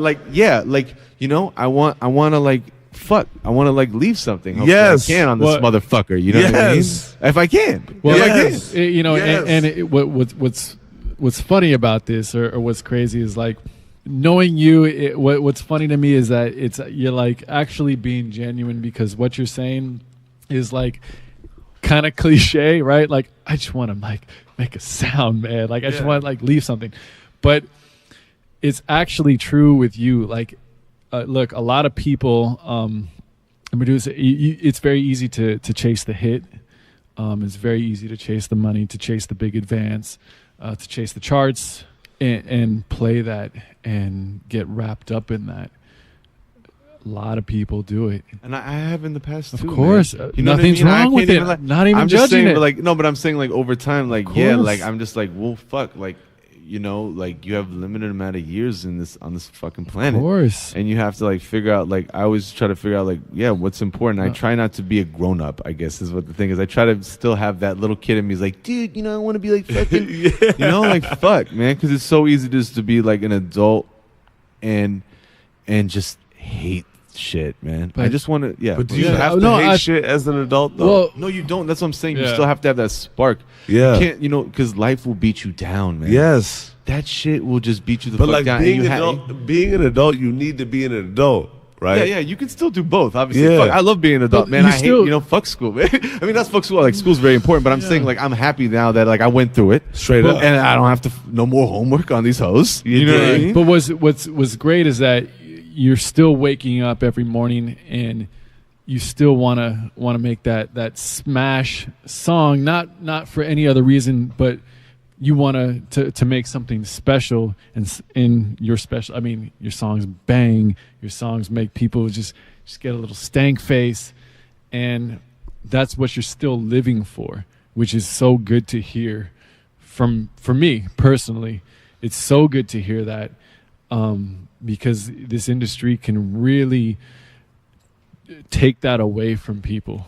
100%, man. I've seen it. I've And, seen and, the shit. and, man. and the it's- crazy thing is, a lot of people don't even think about that industry that could take that away. No, but this industry is so fucking crazy. You know, like this conversation can't really, you know, it's so fucking wild. You know, Yeah. It's like shit that happens in this business. You know, it's insane. It doesn't happen. In other Yeah. shit. It doesn't happen in the textile industry. No. You know and what I this mean? is It doesn't No, even there's some happen. crazy shit happens in the textile industry, but you know what I mean. Like, Yeah. the rules in this business are so fucking nuts, and like all, like I guess, like through trial and error in this motherfucker. I've tried some stupid shit, and you know I remember listening to this one interview with Jay Dilla, and he played a beat. He's like, shit, I've even tried some like industry shit, and he played a beat that sounded like Timbaland. This is fucking Jay Dilla. No way. Yeah. And I'm just like, so I always try to think about that too. Like, man, you know, I try to like I said, it's an internal struggle. I deal with it every day, but I'm always blessed that I've been able to do that. And the way I always think about things is back to what I said earlier. Like, yo, I can be a fucking stockbroker, and I can put in that time that English dude with that one whack ass artist put in, and gone and made mad money doing some other shit. So why the fuck am I doing this? I got to be happy. This ain't you know, the business has gotten smaller and smaller. It's like, this ain't like it's a fucking gold mine. You know what I mean? I mean, it can be, of course, you know, but it's a very small percentage. You know? Yeah. So it just, you have to have, for me at least, I have to have some fucking like, I don't know. Yeah, I guess idealistic shit. You know, a little bit that like I'm doing something for a reason here. You know, I'm making these decisions for a reason. I didn't, yeah. And that's why I guess I'm trying different things now and trying to get to that act 3, you know, and all that other shit. Yeah, and what's interesting is that with producers now is, I mean, obviously a lot of producers are DJs, a lot of producers are artists, have projects, things like that, and it's evolving. What do you think the next step or the next chapter is for, producers? Yeah, I mean, being a producer in 2016, look, everything's economics. I mean, bro, everybody on the planet has Ableton. Right, exactly. I think everything's economics, ultimately when you break it down, to some degree. And Yeah. I think what you're going to start seeing, what you're already seeing, is that the producers are artists as well now. Writers are now just artists. It's just going to be more and more that, because one, it benefits. It's nice to own your own masters, and two, as record labels put out less and less records, well, how are you going to make it happen? Well, you got to put out your own shit. Yeah. And so what you're going to see more and more is that people are just going to be more and more making their own waves. When I first started in this business, A&Rs, I'd be like, what do you need? Or like, I'd go in a meeting and they'd be like, yo, we need this, like this. Now cats will hit me up and be like, yo, what are you feeling? What are you excited about? Because cats don't know this business fucking really changed significantly in the last year or two. Yeah, I feel you. And so I think that the new wave is, the producers, the artists as well. That's why you have even cats that are like a generation up from like me, like, Stargate I saw was doing a show. You have like, what's his name? The cat did all the Lady Gaga shit. The Red One is putting out records. Yep. These are like huge fucking producers. But the thing is, they're doing that because they already see that it's the next wave and they understand that. And that's also why, by the way, they've been successful for a very long time. Absolutely. Because they get that shit, and that's why they're doing it. You could just see it. It's the next evolution. Because if you're a producer, you have relationships. You pull out an artist you work with, you put out a record, you might even own that master. That might be more money than waiting 3 years for them to put out a record, and you might not even have the single. You might have a fucking straight up economics. And you think it's just going to be way more independent and way more people taking more control? Yeah, because I think that what creators now realize, like, all right, you're getting less money for things, blah, blah, blah, less album cuts. But what about the half of the other side, which is the master recording? Word. What about that? Because that's a bunch of dough how there. How many producers do you think know about that, though? I think they know. I think cats that are working, they know. The cats that I know that are really doing this, man, they're all trying to develop their own artists, all trying to do their own, their own stuff. They're pulling out the relationships. They're realizing to just try to get cuts. Yeah. That's not working anymore. You know what I mean? That's what I was saying about, like, even Red One, Stargate. It's not even that there's too many. Dude, there's just less records there's less rollouts. Yeah. There's less rollouts, less people getting signed, and what labels are looking for is they're looking for people to make their own wave, and then they're going to sign them to take them to the next level. Yeah, so the machine behind them. Yeah, so very rarely will you see even a label put even a real backing behind a newbie artist, unless, by the way, which I'm seeing all the time, unless they had a huge, like, they send the stats, 4 million Facebook followers, 3 million on, like, that's the capital now. Yeah. That's the capital, That's how they're generating, they're measuring success, and how much money they're going to be putting into it. So I think the next wave, 100%, which is already happening now, you have to make your own wave more so than ever. You cannot, you can't count on the label anymore, because they're not going to come around anyway until you got to pop it and crack it. And by the way, that's for the artist's benefit, because guess what? They're going to need to shell out more money. Yeah, they're going to need to shell out more resources, because you had it popping before them. Straight up. And you now have a bigger say. And I would always suggest that. I don't need to be the guy to say it. And everybody, it's the way it is. You don't want to give somebody a chance to fuck up your career and sign up a contract and then put it in somebody's hands on your first rollout where you don't even, they're going to want to see proof of concept. Yeah. It's just like any other business. Absolutely. Especially when it's this competitive and you have so many people. Exactly. And that's why they're signing these YouTube stars. That's why the labels now, that's what they're signing. That's what they're signing. The YouTube. Though. But they're signing exactly. They have exactly. They have a community around these. They have a 3 million, Facebook followers, blah, blah, blah. But that shit is real, though. They're influencers now. And so the label needs that, because they have less control over the influence. So, the cats, the 15-year-old cat singing all the covers, playing, fucking whatever Sia songs on the piano, you know what I mean? Yeah. With the Ableton drum loop, and getting 20 million hits. Like that's generating interest for people, and then also for the people that are making business decisions that want to take that capital, which is people in the community, and exploit that, and hopefully get them a record that's gonna and sell their master recording. That's what I'm saying. Like, I really do think that people are starting to understand about the master recording, and why that's so essential, other than just the publishing. Yeah. You have to understand that, because when you control that shit, you can make more money. because even on like a TV sync, is that Joe does publishing, and as you know with these TV syncs, yeah, like they got to pay the cat who has the publishing, and they got to pay the cat who owns the master. Yeah, and so if you own both of that shit, well, you instead of making $2, you made $4. Exactly. So yeah, I mean it's if you can own both sides now, it's just that's the game. Ownership, man. You gotta own shit. Yeah, I mean the tricky part is the marketing. That like you're trading. I mean, I think the game now is you trade your ownership for marketing, basically. From labels, but yeah, I mean, if you can own both sides, but people now are starting to ask, do I need that? No, yeah, absolutely. Do I need the marketing, or can I do it on my own? I mean, I think people have been asking that for years, right? I think that people started seeing it years ago, and they realized the power of the net in the last 5-6 years. I mean, dude, it's broken everything, even down to one of your faves, The Weeknd. I mean, talk about perseverance, by the way, with that guy. It's amazing to see his journey, but yeah.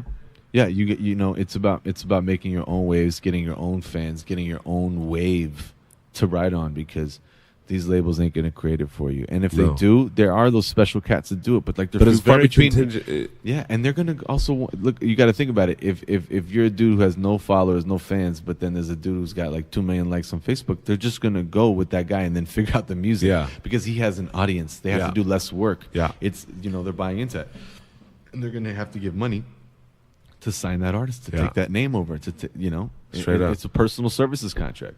Absolutely. I mean, in this day and age, like the ones that win are the ones that realize that like they have the leverage over the label. Yeah, they have what the label wants, and they'll make a deal. You know what I'm saying? Yeah, it's just tough because there's some like a la Chance the Rapper that like can stay independent. Very rare. To a very like trill degree, right? But also know that he has the upper hand. Like, they're putting the money up. I agree. The only thing I wonder with his model is, how is the producer getting paid? For real. I don't know how. I don't know what his situation. Big question. Yeah. Because I think he's got a lot of internal guys. I'm sure he's feeding them and whatever. But like, to me, like that's the reason why I question that model. Because are they getting a piece of the master? Like, I don't know. Like I don't know if that exactly is 100% model too. His situation. At least we don't know the internal workings. You know what? One train that brings up because we got to get paid too. The producers got to get paid too. Off rip. That brings like, I want to ask you this. How does that feel for you though? Because like that's a very valid question. Like there's been things that have been brought up, but like producers are often left out of the equation. Yes and no. It depends on the situation. But yeah, I agree. Like it's because a lot of times you have to, you have to make yourself valuable enough to make sure your ass is not getting left out of that equation. Damn, that's really the situation. It's like anything else. You got to make yourself indispensable. Yeah. Whatever. I think that unfortunately, here's what I always realized, right? Word. Back in the day and shit. Back in the day in like Baroque times and shit, like Baroque classical music, Baroque music, right?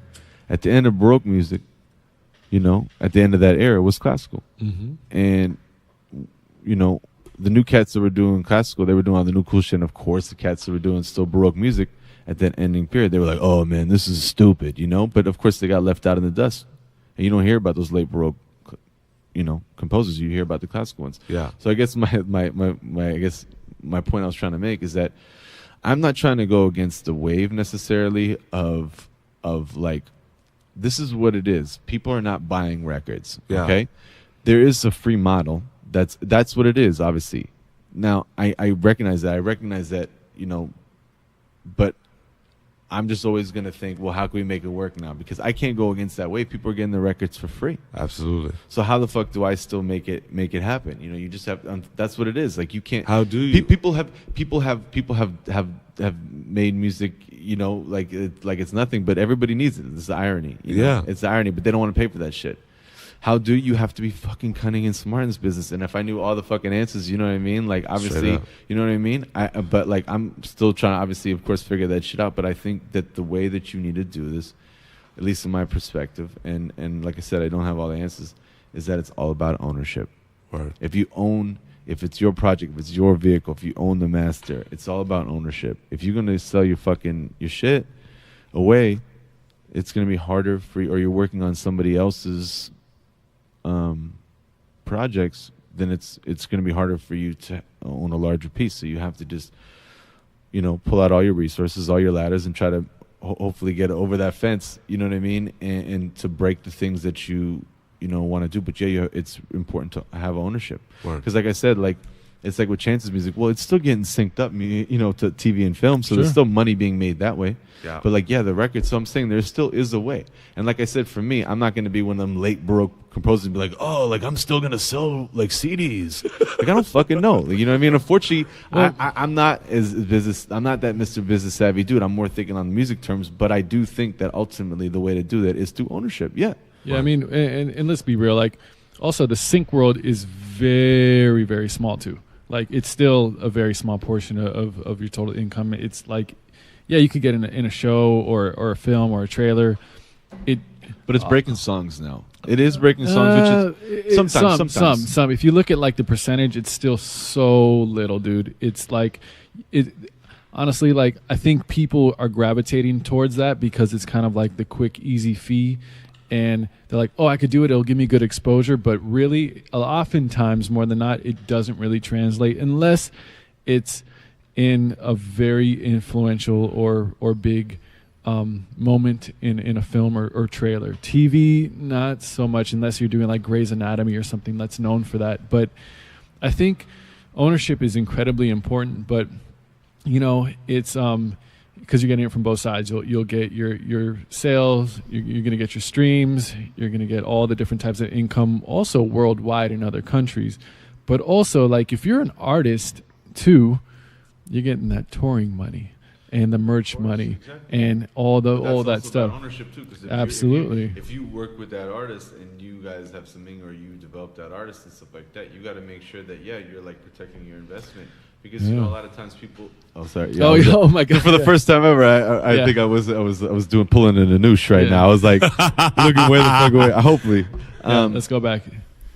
But yeah, sorry. No. I was saying about touring because about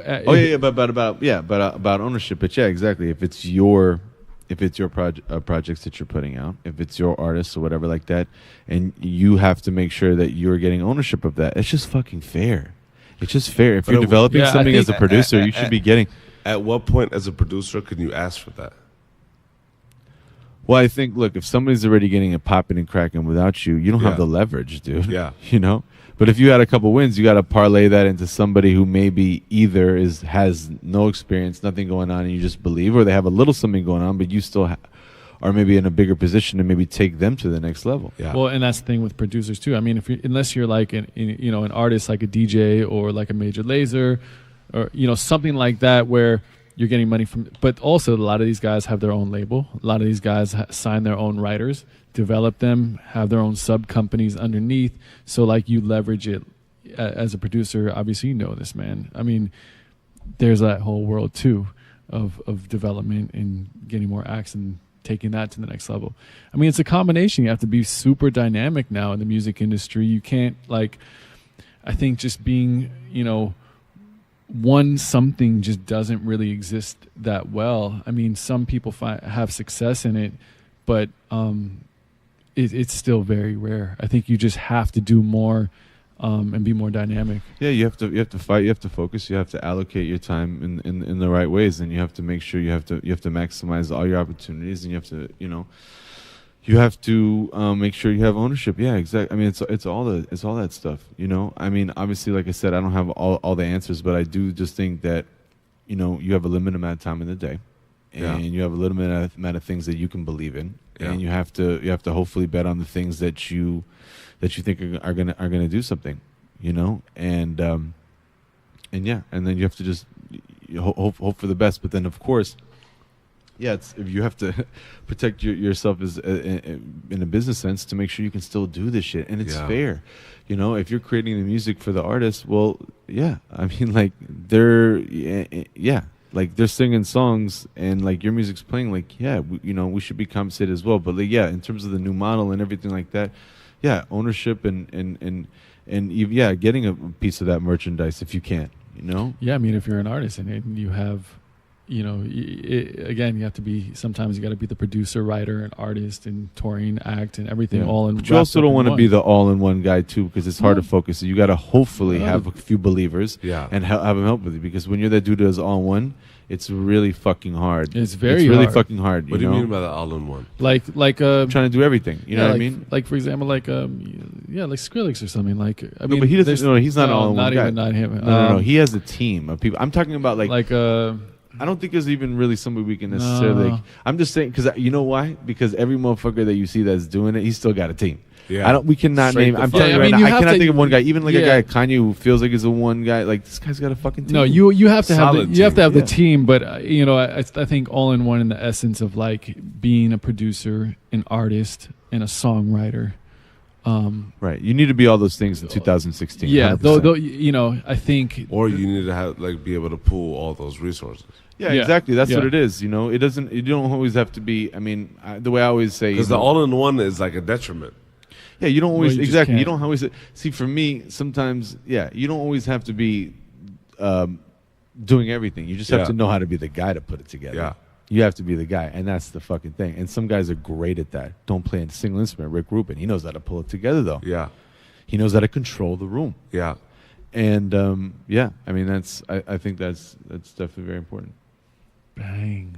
Let me ask you this. I want to end off on this question. Holler. Right. We've been going steady here, fellas. We have. And this is brilliant. It's been so juicy. Let me tell you, I'm Hopefully just so it hasn't been too boring. No, look, fuck that. I'm just telling you this. And I said, fuck that. And yes, you have been cursing a little bit. Your mom will love it. She'll listen to every minute. I don't know. We'll see. This has been monumental for me, right? Just because of how much appreciation, love, respect I have for you as a human being and as a creator. I'm off the mic, but I feel like I'm singular, in this field. No. Get up. Get on it, man. Just get on it. No, but I want to end off on this question. And the reason I want to end off on this question is because of how much you believe in possibility, and also how hard you work to continue extending and expanding the bounds of that possibility, right?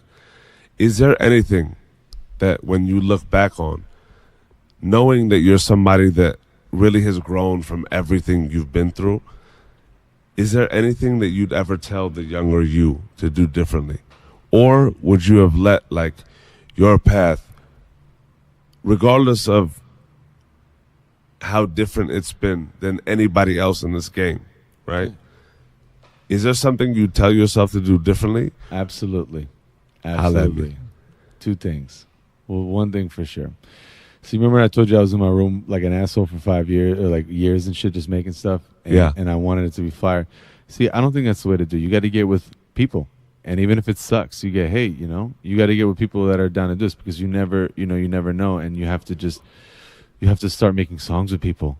It's not just, just making it a fire track. You have to get in and make songs. So I would say to of course, the younger me is just, get some, and even if he doesn't have the thiz face when you play him the records, just tell him, right, or just something, just to get in with other people, and just to, because music is a communal thing. Sometimes there are those rare John Lennons out there, but usually, sometimes the song is written best with two people or more. Yeah. Sometimes there are those onesies, and that happens. So I definitely would say that. And secondly, I would say something that I would say to myself now is you just have to fucking honestly go and put yourself out there. You have to go and put yourself out there. You can't be a little puss. You got to put yourself out there. Let me ask you this: What makes people, in every respect? What makes people a puss? I think I think what makes people I think that ultimately the confidence, you have to just not give a fuck. Word. But let me ask you this: do you think somebody? No, but look, do you think somebody could have that confidence, or do you think it's developed, right? Because naturally, every artist or creator is insecure as shit about their work until it's validated, right? But the puss that you're talking about is so special. It's so special. I'm gonna answer because your so question. many people like have the puss in them. They're Oh. like, I need to hear you tell me this shit's tight. Yeah. Right? But like, what if that person's ears are fuckboy ears? Going back to NBA Jam. Okay. Take me there, bro. Give me Going back those to NBA Jam, attributes right now, dog, because I'm with you.